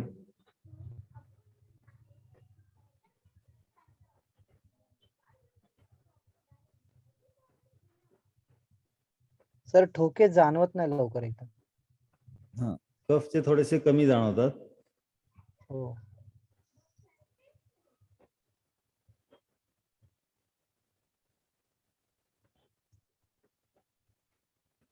कफच्या नाडीला आपण हंस चाल म्हणतो. हंसासारखं ते असं असं असं चालतं ते, किंवा असे असे ठोके असतात, असे असे असे. पित्ताला आपण बेडूक चाल म्हणतो, त्याचे ठोके हे असे असतात. लक्षात येते? असे 74. 74. पहिले किती आले होते? दुसरे किती 73. आले होते आणि तिसरे? पहिले 73, दुसरे 73, तिसरी 74. नाही, असं कधी नसतं, पण ठीक आहे, हरकत नाही. आता तुम्ही उद्या पुन्हा एकदा चेक करा तुम्ही दुसऱ्या हाताला वगैरे, नंतर 2-4 वेळेला हे ट्राय करा. आणि जर आपल्याला जमलं तर अजून घरातल्या लोकांचे, मित्रमैत्रिणींचे जे काय आहे त्याचे मॅक्सिमम चेक करायचे. आणि ते त्याच्यावर किती आले पाहिजे साधारण अंदाज असेल काही? सांगतोय मी, ते सगळं डिटेल सांगतोय. त्याच्या अगोदर तुम्ही काय काय म्हणजे तुम्हाला सापडते की नाही एवढं ऍटलिस्ट मला बघायचं तर. ओके. कारण व्हिडिओ चालू नाही, त्यामुळे काही काही जणांना जर सापडत नसेल तर ते कुठे धरतायत, काय धरतायत, मला काही समजणारच नाही. त्यामुळे त्यांचं काय चुकतं हे मला नाही सांगता येणार. या दृष्टीनं व्हिडिओ महत्वाचे असतात. आणि वही पुस्तक घेणं हे महत्वाचं आहे, कारण हे नंतर लक्षात राहत नाही. लक्षात नाही राहिलं की काय उपयोग आहे त्याचा, किती पाहिजेत. आता माझ्या लक्षात राहतं, कारण मी भरपूरदा केलेलं आहे. म्हणजे मला ते पाठ असतं. ते तुमचं पाठ व्हायला काही दिवस पहिले 2-4 दिवस लागतील, 8 दिवस लागतील, पण ते पहिल्या 8 दिवसात आपल्याला ते लिहिलेलं वाचायचं महत्वाचं असतं. लिहिलेलं असणं महत्वाचं असतं. प्रत्येक वेळेला आपण इंटरनेटवर जाऊन कुठेतरी सर्च करायचं, आणि ते इंटरनेटवर जर तुम्ही सर्च केलं तर बऱ्याचशा ठिकाणी वेगवेगळे रिझल्ट असतात. त्यामुळे आपण ठरवायचं की आपल्याला किती जमतंय. आपण अजून आपल्या घरातल्या इतर जवळपासची जी लोक आहेत, रोज 10 लोकांचं बघायचं. असं तुम्ही महिनाभर केल्यानंतर मग तुम्हाला एक्झॅक्ट कळायला लागेल की मग कसं त्या प्रत्येक नाडीमध्ये फरक काय. जरी माझे ठोके 70 असतील, तुमचे पण ठोके 70 असतील, तरी त्या दोघांचे जर एखाद्या माणसाने चेक केली नाडी, तर त्याला थोडासा फरक जाणवतो. तो स्पर्शाने जाणवतो. फक्त सांगून नाही सांगता येणार, किंवा कुठे असे चित्र काढून नाही दाखवता येत. ते आपल्याला ते ज्ञान घ्यायचं असतं, स्वतः जाणून घ्यायचं असतं फक्त फरक. त्या दृष्टीने आपल्याला ते तेवढं सवय असली पाहिजे. तेवढे जितक्या वेळेला सराव कराल तितके तुम्ही चांगले नाडी परीक्षा करू शकता. आता काही लोक आहेत की ज्यांची 20-20 वर्ष, 30-30 वर्ष त्यांनी नाडी परीक्षा केलेल्या आहेत. भरपूर पेशंट, म्हणजे 50,000, 60,000 किंवा लाखभर पेशंटना त्यांनी बघितलेलं आहे. अशा लोकांना त्या नाडी परीक्षावरून तुम्ही काय खाल्लंय या मागच्या आठवड्याभरात, तुम्ही आत्ता काय खाऊन आलाय किंवा काय प्यायलंय, हे सगळं त्यांना व्यवस्थित सांगता येतं. काही लोक तर ते पूर्ण आपलं हिस्ट्री सांगू शकतात की लहानपणापासून तुम्हाला काय काय त्रास होते वगैरे असे. पण त्यासाठी प्रचंड लोकांच्या त्यांनी नाड्या बघितलेल्या असतात. त्याला तेवढी एक्सपिरियन्स पण तेवढा भरपूर लागतो. पण इतक्या लेवलपर्यंत जातात लोक आणि जाऊ शकतात. त्या पूर्वी कुठलेही टेस्ट रिपोर्ट नसायचे, कुठे लॅब नव्हत्या. त्यावेळेला फक्त नाडीवरून तो सांगायचा की कॅन्सर कुठे झाला आहे, किती साईजचा आहे, हे सगळं त्या नाडीवरनं तो माणूस सांगू शकतो. हे फक्त एक्सपिरियन्सने होतं. हे कुठल्या पुस्तकात वाचून तुम्हाला नाही करता येणार. हे एक्सपिरियन्सनेच आपल्याला समजून घ्यायचं की तेवढे पेशंट तुम्ही बघितल्यानंतर लक्षात येईल की या पेशंटचे नाडी कशी होती. त्याचे स्ट्रक्चर सुद्धा बदलतं. काही रोग असतील त्यावेळेला, तर ते त्यातला जो फरक आहे तो आपल्याला जाणवून घ्यायचा. साधारण ते हे सेमच असणार आहे, त्याची चाल सेम असेल, पण थोडंसं त्यातनं डिफरन्स जाणवतो. तो हाताला फक्त जाणवतो. हे ते एक्सपिरियन्सनेच फक्त किंवा अनुभवातूनच आपल्याला ते समजू शकतं. ते असं कोणी शिकवून समजणार नाहीये. त्यासाठी आपण जास्तीत जास्त लोकांची नाडी चेक करायचा प्रयत्न करा. आणि स्वतःची तरी रोज सकाळ संध्याकाळ बघा. आता ते प्रयोग कसे करायचे सांगतो. सकाळी उठल्या पहिल्यांदा बघायचं, नंतर आपण नाश्ता केल्यानंतर बघायचं, पाणी पिल्यानंतर एकदा बघायचं, चहा पिला की बघायचं, असं जेवण झाल्यानंतर बघायचं. असं प्रत्येक वेगवेगळ्या वेळेला बघितलं ना तर तुमचे ठोके ते बदलत असतात. तुम्ही जे काही करताय प्रत्येक गोष्टीच्या अगेन्स्ट तुम्ही बाहेरनं आला किंवा आंघोळ करून आला त्याचे ठोके बदलत असतात. तुम्ही एखादी जिना चढून आला ठोके बदलतात. ते कसे बदलतात हा अभ्यास करणं जास्त महत्त्वाचं आहे. मग ते लक्षात येतं की हा माणूस काय करून आलाय आता नक्की. मग त्याला थोडी विश्रांती द्यायची त्यानंतर चेक करायचे. असं हे आपल्याला लोकांना सांगतात की बा आता तू थोड्या वेळाने चेक करूया. तर तो खाऊन आला असेल तर मग त्याचा काय अर्थ नाही. त्यांनी काय खाल्ले त्याप्रमाणे त्या ठोके बदलतात.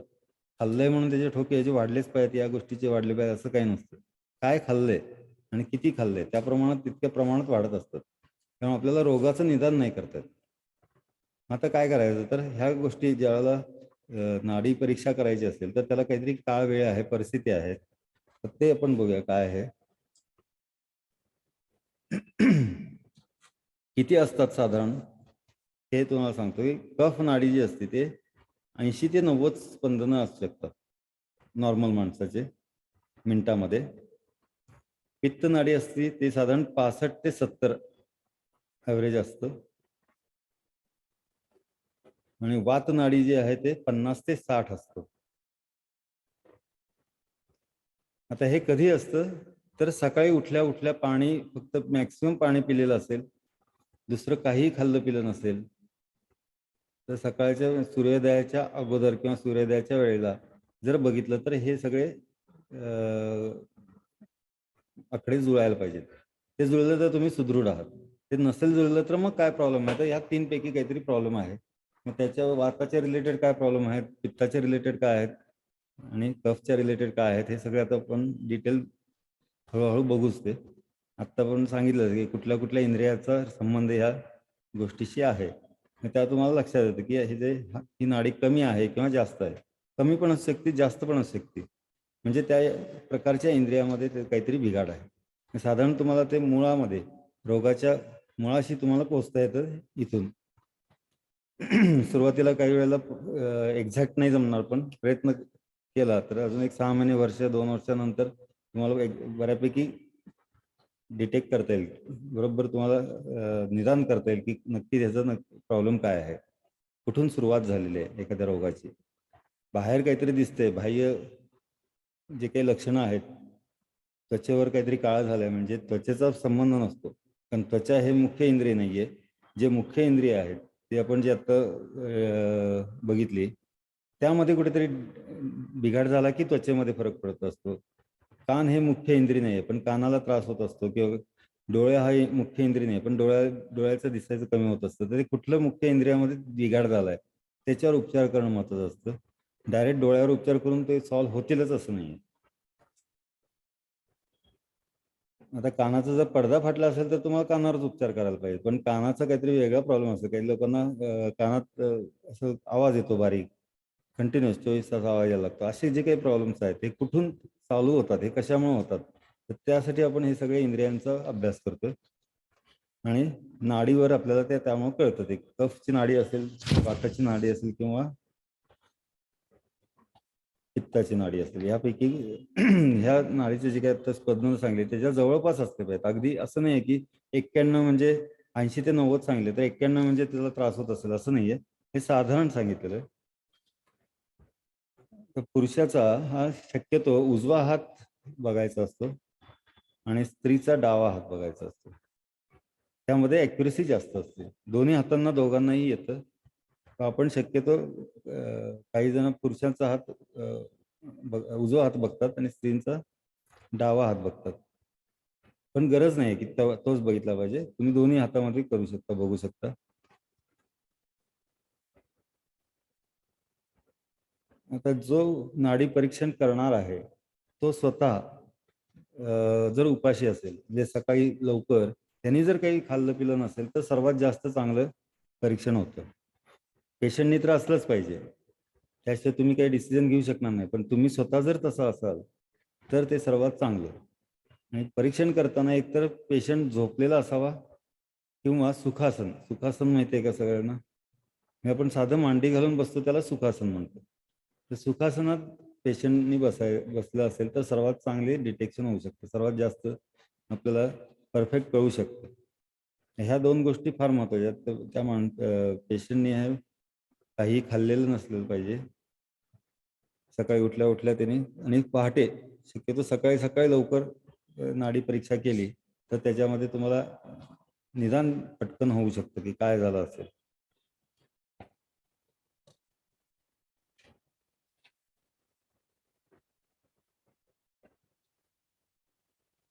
आता महत्वाचं लिहून घ्या एक, या जे काय आकडे सांगितले यामध्ये फरक असतात. ते कधी कशामुळे फरक पडत असतात. बरेच काही गोष्टी आहेत, नैसर्गिक ज्या गोष्टी आहेत, निसर्गाचा आपल्या शरीरावर भरपूर फरक पडत असतो.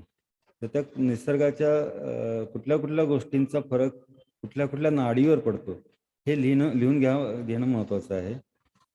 आता तुम्ही भौगोलिक जर फरक जर बघितले तर वाहत्या नदीच्या जवळ जर तुम्ही नाडी परीक्षण केलं तर कफ नाडी प्रभावी असते. कफ नाडीचे ठोके तुम्हाला जास्त येणार आहेत.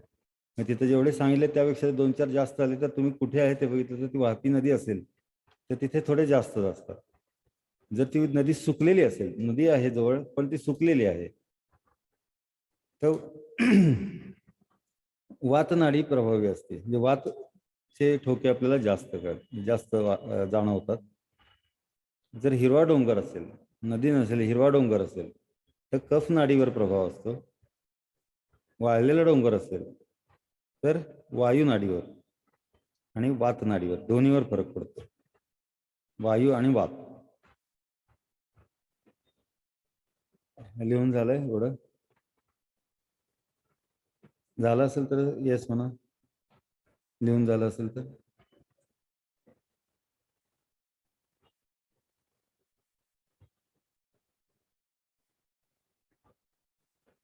आता इकडे सगळीकडे टाईप करायची गरज नाही. तुम्ही अनम्यूट करून बोलू शकता सगळेजण. हा काय वेबिनार नाही आहे. फक्त म्यूट का केलं की एकमेकाचे वेगवेगळे आवाज एकत्र येऊ नयेत आपल्या सगळ्यांचे. या दृष्टीनं मी सगळ्यांना म्यूट केलंय. ज्यांना बोलायचं आहे, काहीतरी उत्तर द्यायचं, त्यांनी अनम्यूट करून देऊ शकतात. चॅट करायची गरज नाही. सर पित्त नाडी कधी प्रभावी असते? आता तेच सांगितलं ना मी.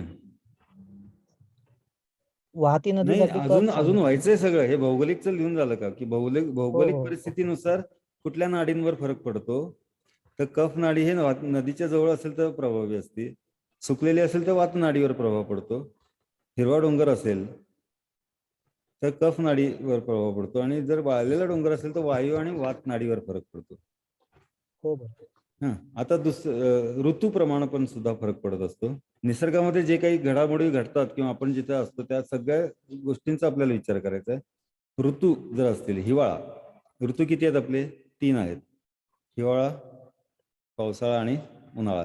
सध्या तरी म्हणजे असं म्हणतात तरी आपल्या इथं कधीही काही होते, पण त्या दृष्टीने आपण बघायचं की काय सध्या परिस्थिती आहे.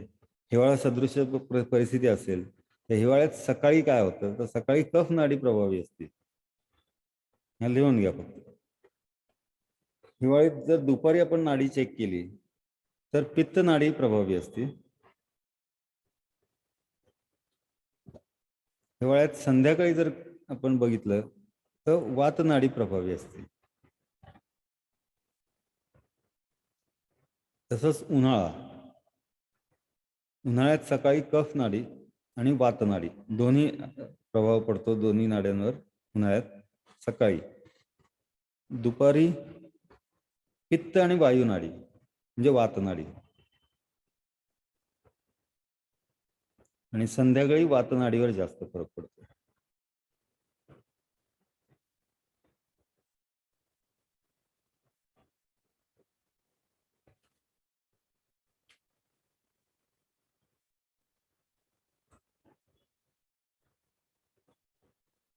आता पावसाळा असेल तर सकाळी कफ नाडी, दुपारी पित्त आणि कफ दोन्ही नाडींवर फरक पडतो आणि संध्याकाळी पित्त आणि वात.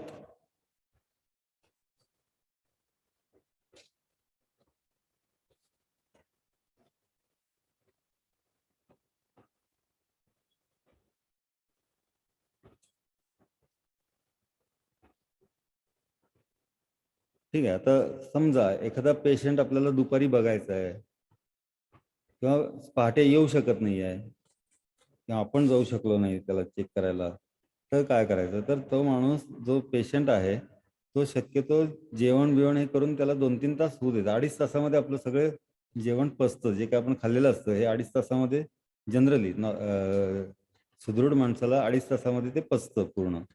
तर त्यानंतर 2.5 ते 3 तासानंतर आपण ती नाडी जर चेक केली तर त्यामध्ये आपल्याला जास्त ॲक्युरसी जास्त येते. अगदी पहाटे नाही जमलं तरी तुम्ही नंतर करू शकता, पण त्यावेळेला मग हे विचार करायचे की आपण दुपार आहे तर काय होणार आहे, संध्याकाळ आहे त्यावेळी चेक करतोय तर काय होणार आहे, हिवाळा आहे, उन्हाळा आहे, कुठला आत्ता ऋतू आहे, त्याप्रमाणे त्या नाडीमध्ये थोडाफार फरक पडत असतो. तेवढं तुम्ही कॅलिब्रेट करतो आपण म्हणतो तसं कॅलिब्रेट करून घ्यायचं ते, आणि मग त्यावेळेला ते चेक केलं तर त्यामध्ये फरक पडतो. तर तुम्ही स्वतःवर पहिल्यांदा हे सगळं करून बघा. सकाळी तुमची नाडी बघा, दुपारी बघा, संध्याकाळी बघा, जेवायच्या अगोदर एकदा बघा, जेवायच्या नंतर एकदा बघा, जेवण झाल्यानंतर 2-2.5 तासांनी बघा. असे सगळे तुम्ही दिवसातनं एक 5-10 वेळेला नाडी चेक करून तुम्ही लिहून ठेवा. म्हणजे तुम्हाला हे सगळ्या गोष्टी लक्षात येतील की आपला कशाचा काय फरक पडतोय. आपला नाडी सकाळची वेगळी, संध्याकाळची वेगळी, म्हणजे आपलं लगेच काही तासांमध्ये आपल्या शरीरामध्ये काही बिघाड तयार होत नाही. पण तो फरक पडतो हा निसर्गामुळे पडतो. तर तो फक्त अभ्यास करणं जास्त गरजेचं आहे.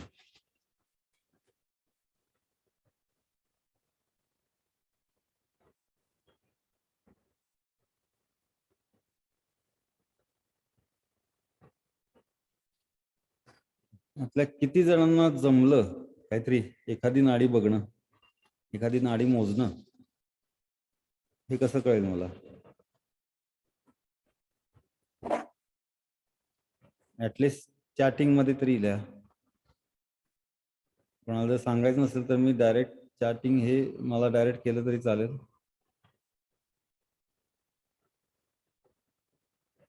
अरुण पाटील जमलं. अजून कोणाला जमलंय?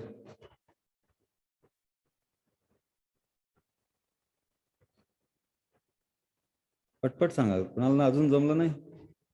आता दोघांनी तर दाखवलं, नवनाथ सर आणि दुसरं कोण होतं? नितीन जंगम.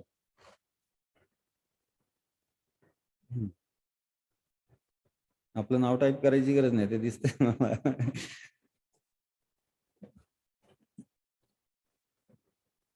जमले पण ऍक्युरेसी नाही. ठीक आहे ना, ते आता आपल्याला जमणारच नाही लगेच. त्याला तुम्हाला अजून महिनाच जाईल, 2 महिने पण जातील एक्झॅक्ट ऍक्युरेसी यायला, पण तुम्हाला ते समजायलाच 2-3 दिवस लागतील. ते असं लगेच आज समजेल असं काही नाहीये. तुम्ही हे सकाळ संध्याकाळ असे स्वतःवर पहिल्यांदा 10-15 वेळेला बघा दिवसातनं. त्यानंतर तुमच्या घरातले जे नातेवाईक असतात, आपल्या घरात जे असतात लोक, त्यांचे बघा. त्यावेळेला मग तुम्हाला तो फरक जाणवेल की काय फरक असतो. आणि दुसऱ्याची नाडी चेक करणं हे सर्वात जास्त महत्वाचं आहे. त्यांची सापडणं हे महत्वाचं आहे. लेडीज जे असतील त्यांचे नाडी सापडणं थोडंसं अवघड असतं आपल्या पुरुषांपेक्षा. त्यांच्या थोड्याशा स्पंदनं थोडीशी कमी असतात. क्वांटिटी म्हणजे फ्रिक्वेन्सी तीच असते, पण थोडंसं ॲम्प्लिट्यूड कमी असते. फ्रिक्वेन्सी ती असेल किंवा जे बाकीचं त्या भाषेत बोललं तर त्याची फक्त ॲम्प्लिट्यूड कमी असते. त्यामुळे त्यांचं थोडंसं आपल्याला जाणवणं वेळ लागतो. सापडायला थोडासा वेळ लागतो. सवय लागल्यानंतर सापडते लगेच. पण पहिल्यांदा आता तुम्हाला 2-4 दिवसात, 8 दिवसात तुम्हाला ते लेडीज असतील तर त्यांचं थोडंसं सापडायला वेळ लागेल. 2-3च लोकांना जमलं आहे, बाकीच्यांनी प्रयत्न केला नसेल. प्रयत्न केला आणि नाही जमलं असं कोणी आहे का?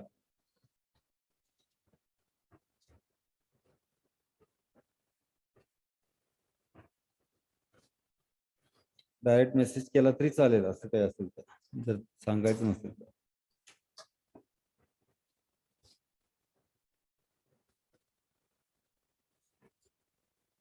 आता नाभी परीक्षा पण घेऊया का?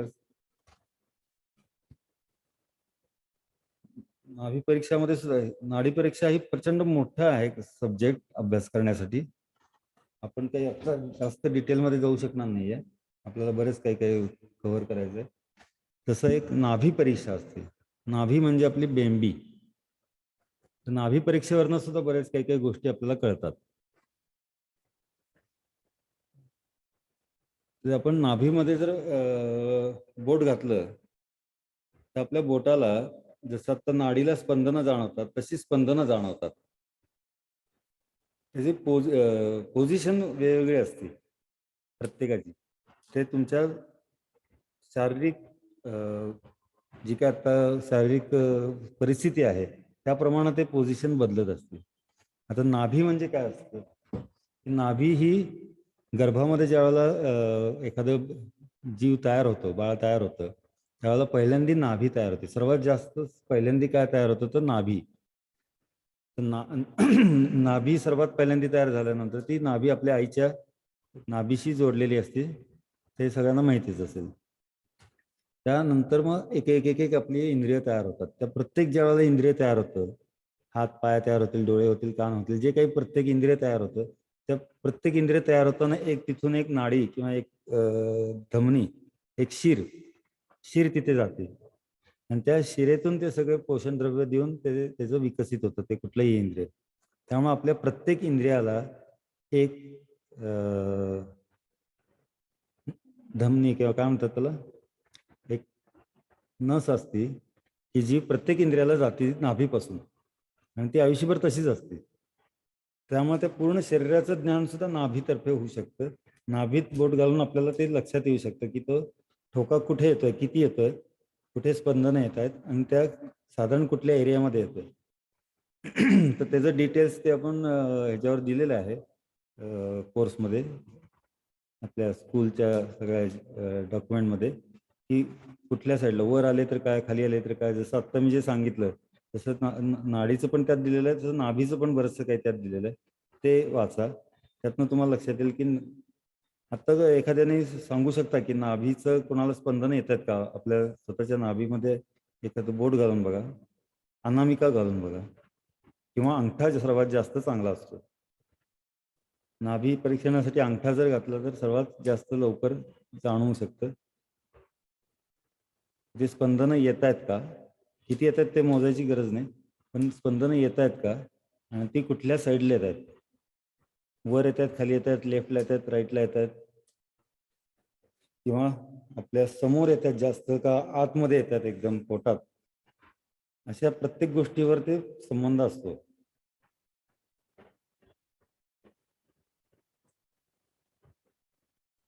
आहे का कोणी सांग काय आज आत्ता पर्यंत?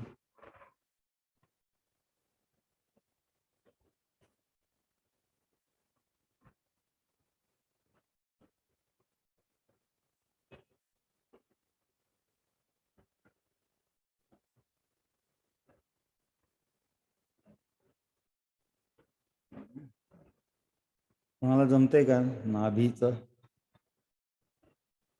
राईट साईड येत आहे, स्पंदनं येत आहेत? तुम्ही अरुण सर फक्त जास्त प्रयत्न करत आहेत असं वाटतंय.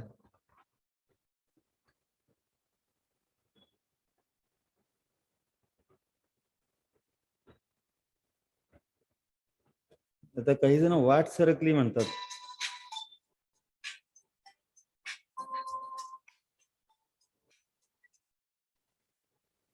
काही जण वाट सरकली म्हणतात. म्हणजे काय तर आपल्या नाभीची पोझिशन बदललेली असते. नाभी हे आपलं सेंटर असतं, पूर्ण बॉडीचं सेंटर असतं. ज्यावेळेला सेंटर सरकतं त्यावेळेला काही ना काहीतरी बिघाड चालू होतात. आता हे जे बिघाड होतात हे आपल्याला कुठेही सोनोग्राफीमध्ये दिसत नाहीत, एक्सरे मध्ये दिसत नाहीत, किंवा कुठल्याही सिटी स्कॅन वगैरे असे जे काही लॅबच्या टेस्ट आहेत, कुठल्याही लॅब टेस्टमध्ये हे बिघाड दिसत नाही. नाभी सरकल्याचं कुठलीही टेस्ट आजपर्यंत मी तरी बघितली नाही कुठल्या लॅबमध्ये. तुमच्या ओळखीचे जर कोणी असतील लॅब टेक्निशियन किंवा असे लॅबमध्ये काम करणारे किंवा कोणी लॅब असेल, त्याला विचारा की बाबा माझी नाभी चेक करायची, तर तसं काही रिपोर्ट आहे तुम्ही देऊ शकता का, सरकली आहे का? तसं काही नाही आहे. पण नाभी सर्वात महत्वाचं आहे, कारण आपल्या शरीराचं केंद्र आहे ते. मग ते केंद्र जर डिस्टर्ब झालं तर त्याचा फरक हा कुठल्याही अवयवावर होऊ शकतो. मग ते कुठली नस ओढली जाते किंवा कुठली नस लूज पडते, ज्या साईडला सरकला असेल त्याच्या विरुद्ध साईडला जे नस असतील त्या ओढल्या जातील, ज्या त्या साईडला असतील त्या थोड्याशा लूज पडतील. त्यातनं जे काही द्रव्य प्रवाहित होणार आहेत त्यामध्ये फरक पडतो आणि मग त्या त्या इंद्रियांना तो त्रास व्हायला लागतो. काही वेळेला असं वाटतं की या गोष्टी रिपोर्ट तर सगळे ओके आहेत आणि त्रास तर होतोय. त्यावेळेला नाभी परीक्षण करणं जास्त महत्वाचं आहे आणि त्या नाभीच्या पोझिशन प्रमाणे आपल्याला लक्षात येतं की काय काय होऊ शकतं म्हणजे त्यांना त्या व्यक्तीला काय काय त्रास होऊ शकतात आत्ता ते त्यांनी सांगायची पण गरज नाही पडत, आपल्याला हे कळतं त्यातून. हे पण सुद्धा सरावानंच होणार आहे. पहिल्यांदा आपल्या घरातल्या लोकांना बघा, आता ते परीक्षण जे आहे हे सर्वात चांगलं कसं, आता ते सेंटरला आहे की नाही हे कसं बघायचं, हे लेफ्ट आहे राईट आहे वगैरे हे सगळं ठीक आहे, ह्याच्यापासून अजून डिटेलमध्ये करता येतं. म्हणजे या गोष्टींना हे सरावाने शक्य आहे की आपल्याला ते कळतं. अगदी सहजासहजी जर बघायचं की नाभी सेंटरला आहे की नाही, तर त्याला एक साधा उपाय असतो. असा आपला हात आहे, दोन्ही हात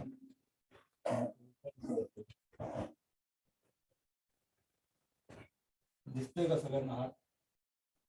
दोन्ही हात दिसतंय?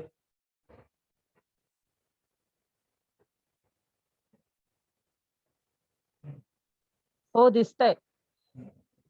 त्यातल्या इथे एक आपली जवळ इथे जी लाईन आहे ही आहे, तिसरी आहे, ही चौथी आहे. या चारही लाईन या आपल्या दोन्ही हाताच्या ताट केल्यानंतर दोन्ही हाताच्या जुळल्या पाहिजेत. बघा झोपतायत का माझे? सर आवाज येत नाहीये सर. हा? सर आवाज येत नाहीये. आवाज येत नाहीये. माईक लांब गेला. ठीक आहे, आता येतोय? हो. आता येतोय का? हा. नाही, मी ह्याच्यासाठी माईक सरकवला हात दाखवण्यासाठी.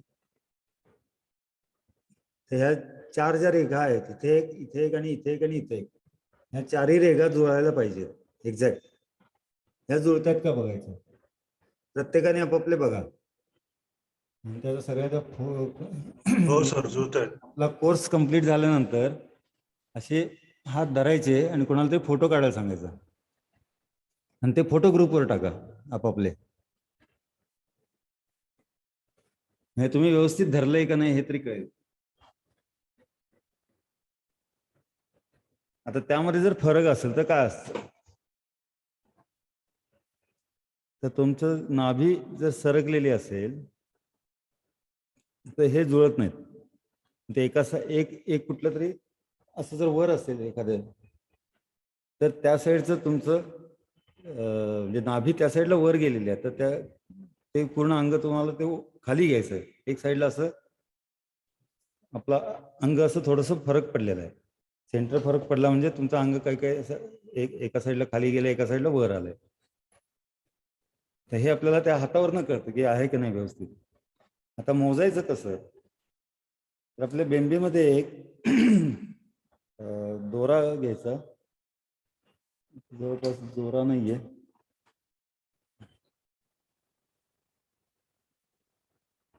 तर हा समजा दोरा आहे. तुम्ही नाभीमध्ये असं दोरा टाकायचा आणि तिथून आपल्या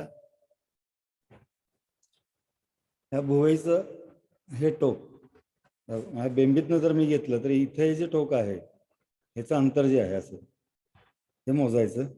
तिथे आपला हात धरायचा आणि असं पुढून घ्यायचं, परत दुसऱ्या भुवईला इकडे घ्यायचं. हे सेम असलं पाहिजे. त्यात जर फरक असेल तर लक्षात येतं की समजा इथं कमी आहे, इथं जे बघतोय त्यापेक्षा इकडे जर हे वर जाते हात, म्हणजे ही साईड आपली खाली आली आहे. आणि जर खाली येतोय हात तर ती साईड वर गेले, मग ते आपल्याला खाली ओढायचे. तर हे कुठे कुठे बघू शकतो की नाभीतून आपलं अंतर हे दोन्ही डोळ्यांच्या पापण्या जिथे एकत्र येतात त्याचं अंतर नाभीपासूनचं दोन्हीचं सेम असतं. इथे नाकाच्या इथे जे आहे, काही लोकांच्या चेहऱ्यामध्ये काहीतरी ऍक्सिडेंटनी किंवा कशा काही गोष्टींनी फरक पडलेला असतो, एखाद्या अवयवाला कुठेतरी जखम झालेली असते. तर त्यावेळेला आपल्याला पर्याय काय काय आहेत, तर भुवईचे दोन बघू शकता. काही लेडीजने ते कोरलेले असतात त्यामुळे त्याच्यावर मग ॲक्युरसी आपल्याला कळत नाही. त्यांच्या पापण्या असतात, पापण्या जिथे दोन एकत्र येतात त्या तर काही कोरता येत नाही, तिथे आपल्याला एक्झॅक्ट कळू शकतं. नाभीपासून ह्या पापणीचं आणि ह्या नाभीपासून या पापणीचं अंतर हे सेमच असायला पाहिजे. नंतर नाकाचे दोन इथे एक जे टोक असतात खालची तिथे होऊ शकतं. दोन ओठांच्या दोन्ही जिथे जॉईंट होतात ओठ त्याचं अंतर सेम असायला पाहिजे. सगळ्याचं सेमच असतं. जर कुठेही आपण जे केलं तर एखादा फरक असेल तर सगळीकडे फरक पडलेला असतो. तसं तुम्ही जर झोपला व्यवस्थित तो माणूस झोपला तर नाभीतून दोन्ही अंगठ्यांचं असे व्यवस्थित पाय धरायचे की त्यांचे अंगठे जुळायला पाहिजेत. त्या अंगठेच वर खाली दिसतात. नंतर तुम्ही जर मागून बघितलं असं वरून असं जर बघितलं त्या माणसाचे पाय तर ते अंगठेच त्याचे वर खाली असतात जर नाभी सरकलेली असेल तर. असे एक पाय मोठा वाटतो एक पाय लहान वाटतो ते परफेक्ट दिसले पाहिजे. आणि तिथनं जर बेंबेपासूनचं अंतर बघितलं दोन्ही अंगठ्याचं तर ते सेम असतं. असे बरेच आहे. प्रत्येक गोष्ट ही आपली सिमेट्रिक आहे. तर काही केसमध्ये काही लोकांचं काही ऍक्सिडेंट होत असतील किंवा काही गोष्टीमुळं काही एखादा अवयव हा डॅमेज होऊ शकतो किंवा त्याचं वेगळं असू शकतं किंवा ज्यांना असं काही पोलिओ सारखे काही प्रॉब्लेम आहेत तर त्यांचे अंगठे जुळणार नाहीत कधीच. किंवा काही असं पॅरालिसिसमुळे जर काही झालं असेल तर त्यांचं काही बरंचसं काही जुळणार नाही. काही पॅरालिसिसनं पूर्णच एक बॉडी जर गेली तर त्याची नाभी परीक्षा तशी करता येणार नाही. ती आपल्याला बेंबीमध्ये अंगठा घालूनच करावं लागणार आहे. तर यातलं किती जणांना काय काय कळालं कोणी सांगू शकतं की काय काय आपण आज शिकलो?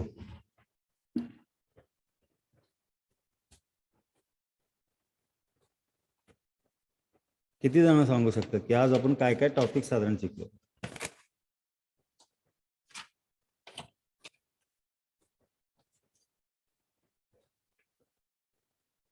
अजून 2 टॉपिक आहेत मला वाटतं ते आत्ता एवढ्या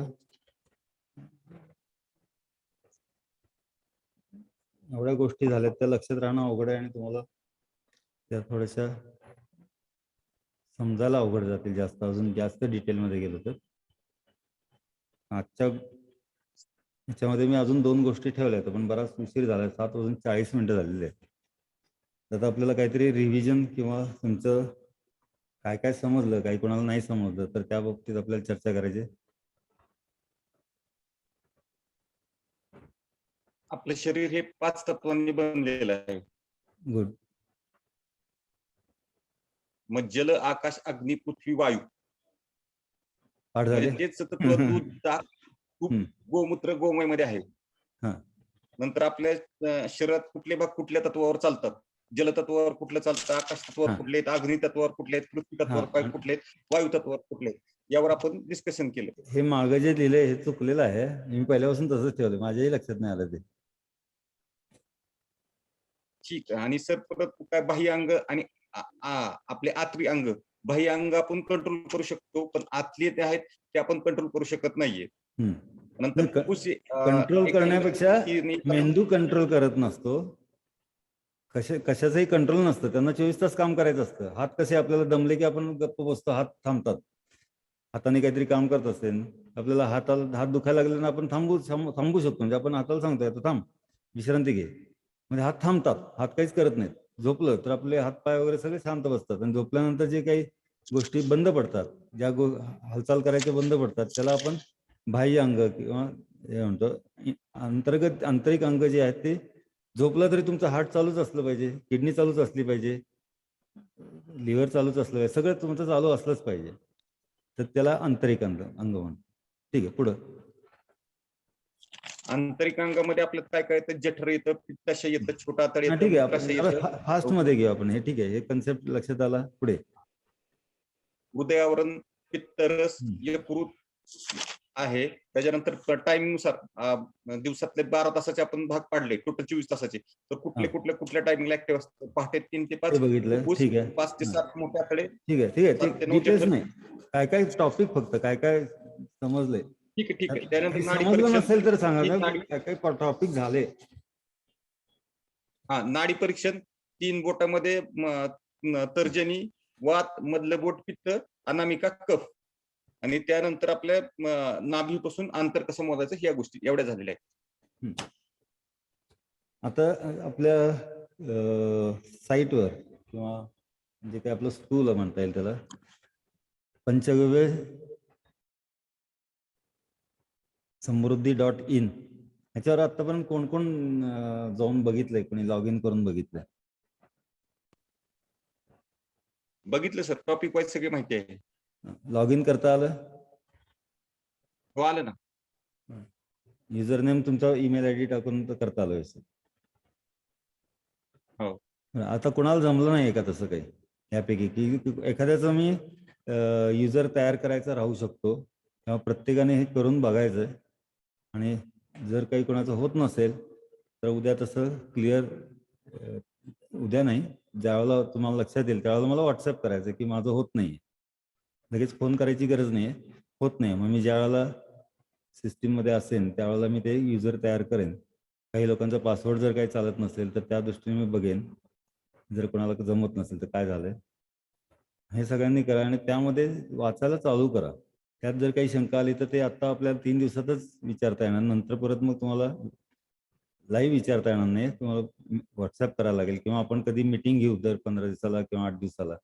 त्या मीटिंगमध्ये तुम्ही काही प्रश्न पुन्हा ते विचारू शकता. आता पुढच्या मीटिंग्स किंवा जे काय असेल ते सगळं आपण कुठेही चार्जेबल नसणार आहे. किंवा ही साईटवर जे काही आपण नवीन नवीन टाकू, आता हे जस्ट नवीन आहे, आपलं नवीन आपण हा उपक्रम चालू केला आहे, त्यामुळं थोडीशी इन्फॉर्मेशन कमी आहे.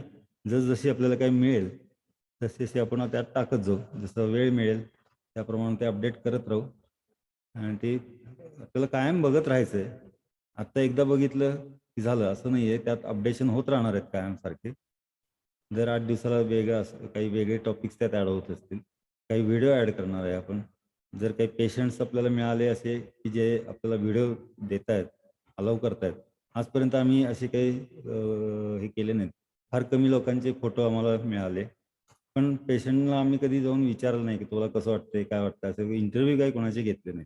किती बरेच जण बरे झाले पण कोणाचाही इंटरव्ह्यू नाही घेतला. आता ह्या आपल्या चळवळीसाठी हे इंटरव्ह्यू महत्त्वाचे आहेत की लोकांना कळलं पाहिजे की कसं बरं होतं आणि किती दिवसात बरं होतं, काय होतं.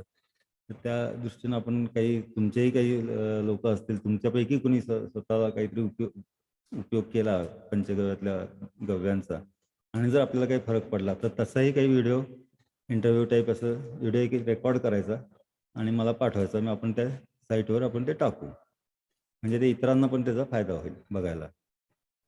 ते आपण कोर्समध्ये तसे त्या टॉपिक वाईज काही जर व्हिडिओ मिळाला तर ते पण आपण ॲड करू.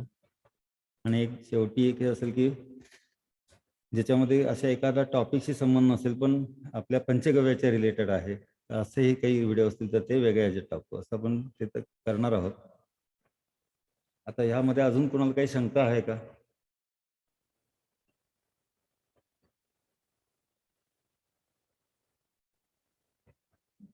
म्यूट करून विचारलं तरी चालेल, व्हिडिओ चालूच करायला पाहिजे असं काही नाही जर पुन्हा त्या परिस्थितीत नसेल व्हिडिओच्या.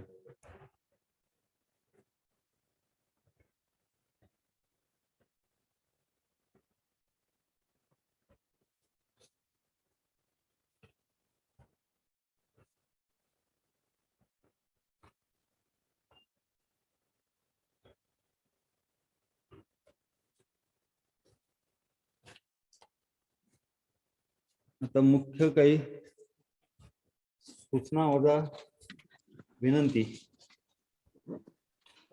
सर शंका नाहीये, पण शक्यतो ऑफलाईन एकदा भेटता आलं तर अजून जास्त कळेल. ऑफलाईन मी कधीही भेटू शकतो, मी ऑफिसलाच असतो दिवसभर. क्लासेस ऑफलाईन झाले तर जास्त कळेल. लोकांना इथे इतक्या लांब येणं शक्य नाही, म्हणून ह्या ऑनलाईनचा आपण प्रयत्न करतोय. आणि मुख्य हा, काय सर. की आपल्याला हे पुण्यासाठी नाही करायचं, अख्ख्या महाराष्ट्रासाठी तरी करायचंय कमीत कमी. हो बरोबर आहे. त्या दृष्टीनं आपण प्रत्येकाला काही इथे ऑफलाईन या म्हणू शकत नाही. जे येऊ शकतात ते त्याचं स्वागत आहे. 21 तारखेला मी नवीन खाली दुकानाचं उद्घाटन करतोय, त्यामध्ये सगळे पंचगव्य प्रोडक्ट ठेवतोय, ते सगळं प्रसार करण्यासाठी ठेवतोय. त्यामध्ये फक्त पंचगव्य असं नाहीये, जे आपलं लाकडी घाण्याचं तेल जे काही मी सांगितलं वेबिनारमध्ये, जे सांगितलं ते आत्ता मी परत रिपीट नाही केलेलं. ते काही करायची गरज असेल तर तुम्ही सांगा, मी उद्या पुन्हा सगळे डिटेल सांगेन आहाराच्या बाबतीत. त्याच्यापेक्षा अजून भरपूर काही डिटेल आहेत त्यामध्ये सर सांगण्यासाठी. लाकडी घाण्यावरनं एक कळलं की कालच मी एक सूर्यफुलाचं हे घेऊन आले लाकडी घाण्यापासून तेल. लाकडी घाण्यावर रेट खूप आहेत सूर्यफुलाचं, पण सर त्याचे हाय आणि ठीक असतं, खूप ठीक असतं तेल. पण लाकडी घाण्यावर सूर्यफुलं तेल होत नाही व्यवस्थित.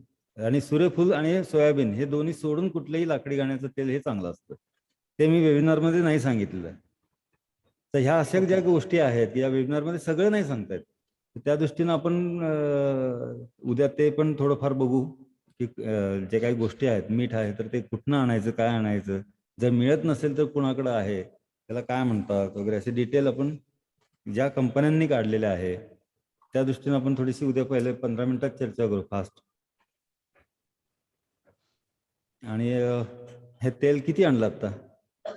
3 लिटर घेतलं सर मी. 390 रुपये पर लिटर आहे आम्ही. नाही, एवढं महाग असायची गरज नाही. त्यांनी मला पुण्या- प्रोसेस वगैरे पाठवली होती कसं करतात काय, हां, कसं आणि लाईव्ह करतात? दाखवलं होतं कसं करतात.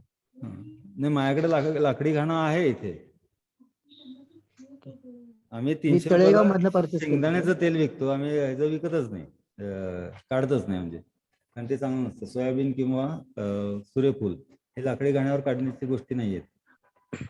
आणि सर अजून एक विचारायचं होतं, त्यांनी एक अशी कल्पना दिली की तेल हे नेहमी बदलून बदलून वापरावे, म्हणजे एकदा सूर्यफूल वापरलं तर काही दिवसानंतर शेंगदाणा वापरावं, काही दिवसानंतर सोयाबीन. तर हे बरोबर आहे का सर? तसं व्यक्ती तितके प्रकृती, तसं व्यक्ती तेवढ्या त्यांचे अनुभव वेगळे असतात किंवा त्यांची मतं वेगळी असतात. असं कुठे आयुर्वेदात लिहिलेलं नाहीये की तुम्ही सारखं बदलायला पाहिजे. पण काय खाल्लं पाहिजे एवढं लिहिलंय, आणि कुठलंही खावा, जे तुम्हाला आवडते ते खावा. माणसाने काय जे आवडते ते खावं. कधी आवडतं माहितीये का? लहान मुलांना भिंती चाटायला आवडतात. आपण चाटू शकतो का? कारण त्यांना नाही, का बाय. आवडतं? त्यांना का आवडतं? त्यात काही साखर असते कॅल्शियम का? वगैरे. गोड हां, आवडतं. हां. त्यात त्यांना जी शरीराला गरज आहे ती तिथनं हो. मिळती. आज कुत्री असू देत, वाघ असू दे, कोणी आजारी पडले की गवत खातं, त्यावेळेला त्यांना ते आवडतं म्हणून खातं. नाही तर ते रोज भाकरी नाही मिळाली, त्यांना काही जेवायला काही नाही मिळालं कुत्र्याला बाहेर तर ते जाऊन गवत खात बसेल ना. तसं खात नाही. म्हणजे त्या शरीराला ज्या वेळेला गरज असते ना, ते आपल्याला देवानेच एक हे दिलेलं आहे की आपल्याला जी गरज आहे ते सृष्टीमध्ये कुठेतरी दिसलं तरी आपल्याला खावंसं वाटतं. त्याचा वास आवडतो, काहीतरी रंग आवडतो, असं काहीतरी गोष्टी आवडतात. त्यामुळे आवडणारी गोष्ट खायला हरकत नसते, पण ती कुठल्या फॉर्ममध्ये आहे हे महत्वाचं असतं. तुम्हाला गोड आवडते तर भरपूर खावा, पण काय खायचं तर साखर अजिबात नाही खायची. साखरच जर खायची असेल तर ती जी खाणसरी म्हणून असते ती खावा, किंवा पूर्वीचे जे हे मिळायच्या खडी साखर असे ओबड असे, त्याला आकारच काही नसायचा, तसले साखर, नाहीतर मग गुळ. काही गोष्टी ह्या गुळामध्ये चांगलं लागतं, तसं काही गोष्टी साखरेमध्ये सुद्धा चांगल्या लागतात, गुळात चांगल्या लागत नाहीत. पण गुळाचा चहा मला तरी जास्त आवडतो साखरेपेक्षा. तो कोरा पिला तर त्यात दूध टाकलं की मग साखर टाकलेली चांगलं वाटतं. साखर टाकायचं असेल तर खाणसरी टाका किंवा अशी खडी साखर टाका. गोड काही खाल्ल्याने डायबिटीस होतो वगैरे असं काही काही जे म्हणतात, असे मतप्रवाह असतात, पण ऍक्च्युअली त्यामध्ये काही तथ्य नाहीये. गोड खाल्ल्याने कधी डायबिटीस होत नाही. तुमचे प्लीहा जे आहे ते त्याचं वर्किंग बदललं, त्याचे काहीतरी बिघाड झाला तर ते इन्सुलिन कमी तयार करायला लागतं किंवा कधी कधी जास्त तयार करायला लागतं. अशा वेळेला तुम्हाला डायबिटीस वगैरे हे सगळं म्हणतात. त्याचा आणि कुठे खाण्यापिण्याशी काही संबंध नसतो. चुकीचं खाल्लं तर नक्की होतो फरक.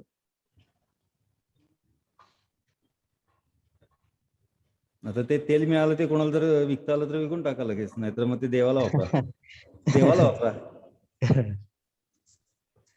देवाला तुम्ही जे करता काय ते रोज पंटी वात. वगैरे लावत असाल, हो, वात लावतात, त्यावेळेला तिथे वापरून टाका.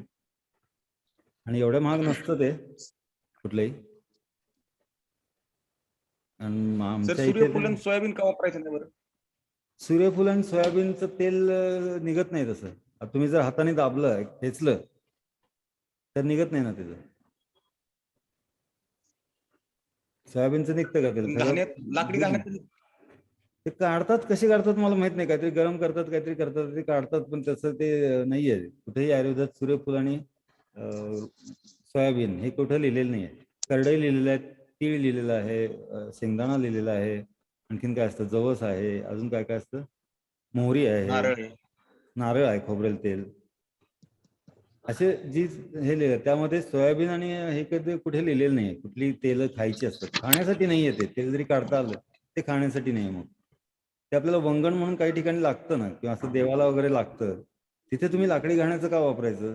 हे बाकीचे रिफाईंड तेल असतं, ते जाळल्यानंतर तुमचे थोडेफार विषारी वायू तयार होऊ शकतात. त्यासाठी आपण देवाला सुद्धा चांगलं तेल वापरलं पाहिजे.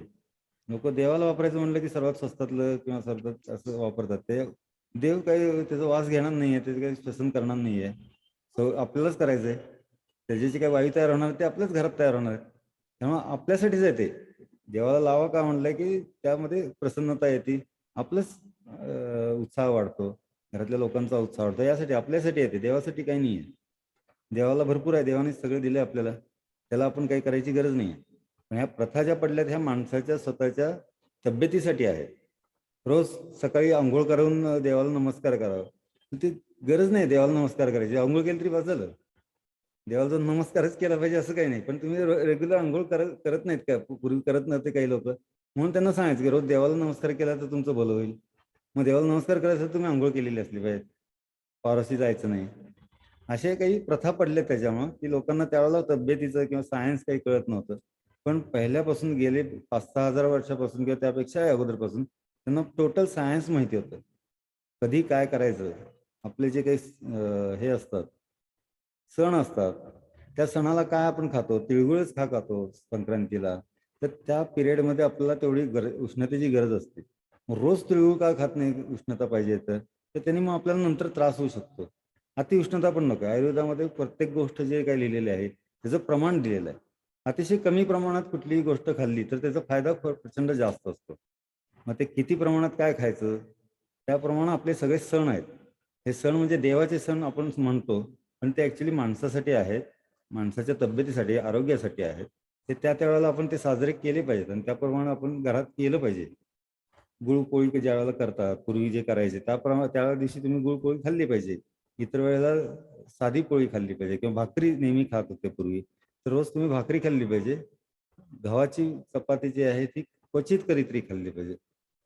अशा ज्या गोष्टी पूर्वीच्या शास्त्रात किंवा ह्याच्यात लिहिलेल्या आहेत. आपण देवाला नैवेद्य करताना काही गोष्टी अगदी साधं जर बघितलं तर पूर्वी एक प्रथा असायची, गाईला गोग्रास चारल्यानंतर मगच घरातली लोक जेवायचे. हे किती जणांना माहिती आहे? कुणी बघितलं की आपल्या आजीनी किंवा मागच्या पिढीने गोग्रास चारल्याशिवाय जेवत नाहीत घरात. आणि फ्रेश सकाळी जे बनलंय ते नेऊन देतात गाईला. एक घास घातल्याशिवाय घरात जेवत नाही. माझी आजी तसं करायची. तिथे आम्ही किती लहान असताना किती उपाशी असलो, किती ओरडलो, तरी तिचा स्वयंपाक झाल्यावर पहिल्यांदा ते गाईला नेऊन द्यायला लागायचं. एक पानामध्ये ती द्यायची, केळीचं पान असेल किंवा कशात तरी, त्यात ते थोडंसं सगळं टाकायचे जेवणात जे बनवलंय, आणि ते गाईला चारून परत घरी आल्यानंतर ते मी परत आल्याशिवाय किंवा मी परत आल्याशिवाय ते जेवायचं नाही. कुणी खायला बसायचं नाही. तर हे गाईसाठी वगैरे नव्हतं काही, हे माणसासाठी आहे. गाईच्या शरीरात एवढी एक मोठी लॅब आहे की तिला काही त्यात विषारी पडलं असेल किंवा माणसाला जे घातक आहे असं काही जर त्या स्वयंपाकात झालं असेल तर ती खात नाही. तर ते टेस्टिंगसाठी म्हणून ते द्यायचं असतं. प्रत्येक वेळेला तुम्ही लॅबमध्ये जाऊन टेस्ट करू शकत नाही. तर पूर्वी प्रत्येकाच्या घरात लॅब होती. त्या लॅबमध्ये जायचं, टेस्ट करायचं आणि नंतर आपण खायचंय. ही त्याच्यामध्ये मुख्य शास्त्रीय कारण आहे. आता ज्यांच्याकडे गायी आहेत, 1-2 लोकांकडे गायी आहेत म्हणून म्हणलं, तर त्या देशी गाई जर असतील तर त्या देशी गाई बघा, एकाच उष्ट पाणी दुसऱ्याला पित नाहीत. दुसऱ्या गाईला जर दिलं तर पित नाहीत.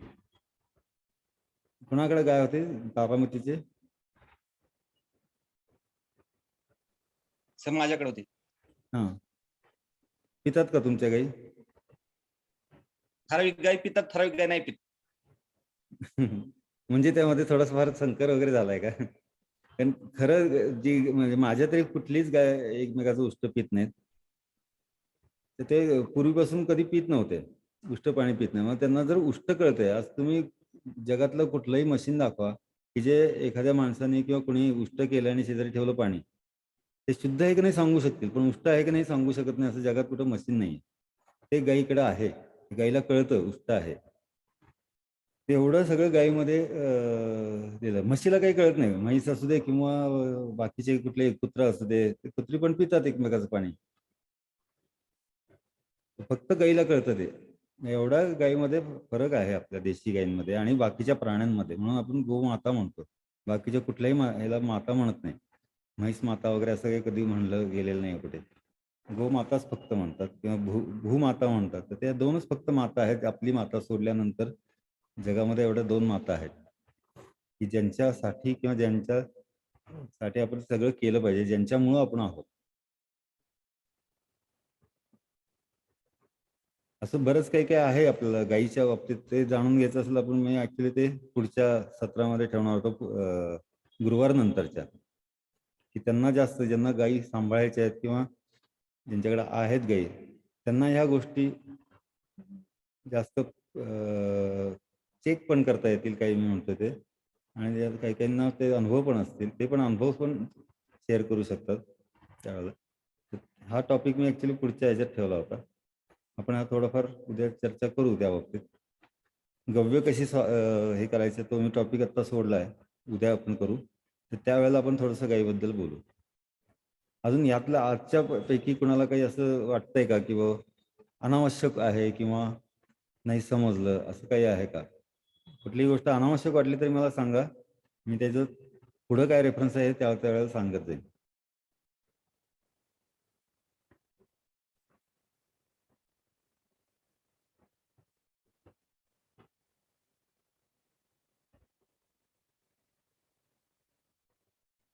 काही कोणाला शंका नाही आहे?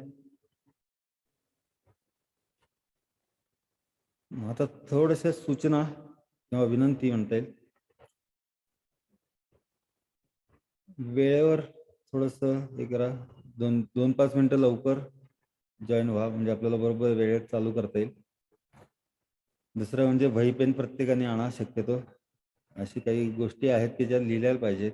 त्या प्रत्येक गोष्ट तुम्हाला तिकडे मिळेलच नाही साईटवर. मग ते वाचत बसायला तेवढा तुम्हाला एखादा वेळ नाही मिळणार. तुमच्या शब्दामध्ये ते लिहिणं जास्त महत्त्वाचं आहे. त्यामध्ये थोडंसं जास्त डिटेलमध्ये आहे, तेवढं वाचायला जास्त वेळ लागतो. त्यापेक्षा तुम्ही मुख्य पॉईंट्स फक्त लिहू शकता. त्यासाठी वही पेन असणं महत्त्वाचं आहे. आणि व्हिडिओ का चालू करत नाहीत लोक, काही कळत नाही का, असा प्रॉब्लेम काय असतो. तुम्ही कुठेही गेला तर ऑफलाईन जर शिकायचं कोणीतरी म्हणलं तर त्यावेळेला आपण तोंड लपवून येणार आहे का? तिथे एकमेकाला समोरासमोर जावंच लागणार आहे. तिथे अजून 4 लोक असतील तर ते तुम्हाला बघणारच आहेत.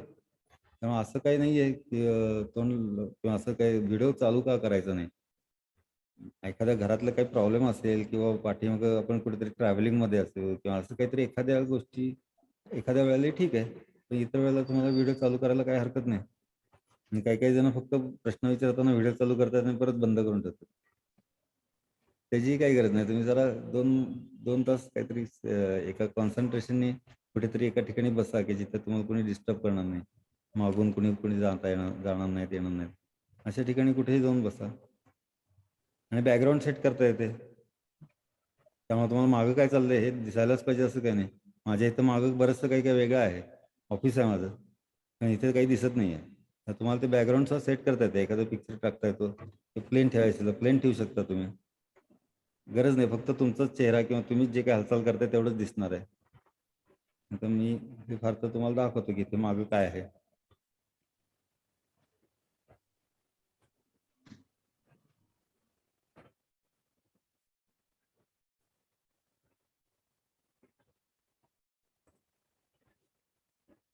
तर हे तर मागं मी काही टाकू शकतो अशी चित्र. हे जर मी काढून टाकले तर ऍक्च्युअल जे आहे ते दिसते. हे पाठीमागचा पडदा हलताना दिसतोय तुम्हाला. तर असं पडदा लावलेला आहे. असं आपण कुठलंही चित्र ठेवू शकता तुम्ही तिथे.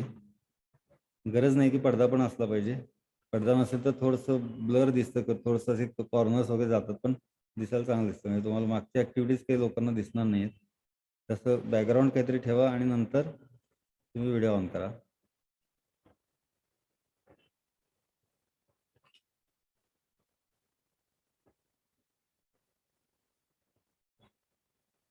ठीक आहे, आता 8 वाजलेले आहेत. 8 वाजून 2 मिनिटं झालेले आहेत. आपण वेळेवरच चालू करणार आहोत आणि वेळेवरच संपवणार आहोत, कारण पुढे पण दुसरे काही गोष्टी चालू असतात.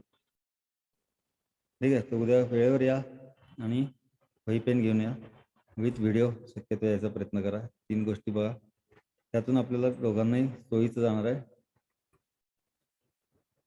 अजून काही विषय या 3 मधल्या गोष्टींमध्ये काही कोणाला जमणार नाही, काही त्रास आहेत, असं काही पर्सनल काय असेल तर मला पर्सनली पण तुम्ही व्हॉट्सअप करू शकता की अशा गोष्टीमुळे मला नाही जमत आहे. हरकत नाही. ठीक आहे, आता आपण इथे आजचं सेशन थांबू. जय गौमाता. जय गोमाता. जय जय गोमाता. जय गौमाता.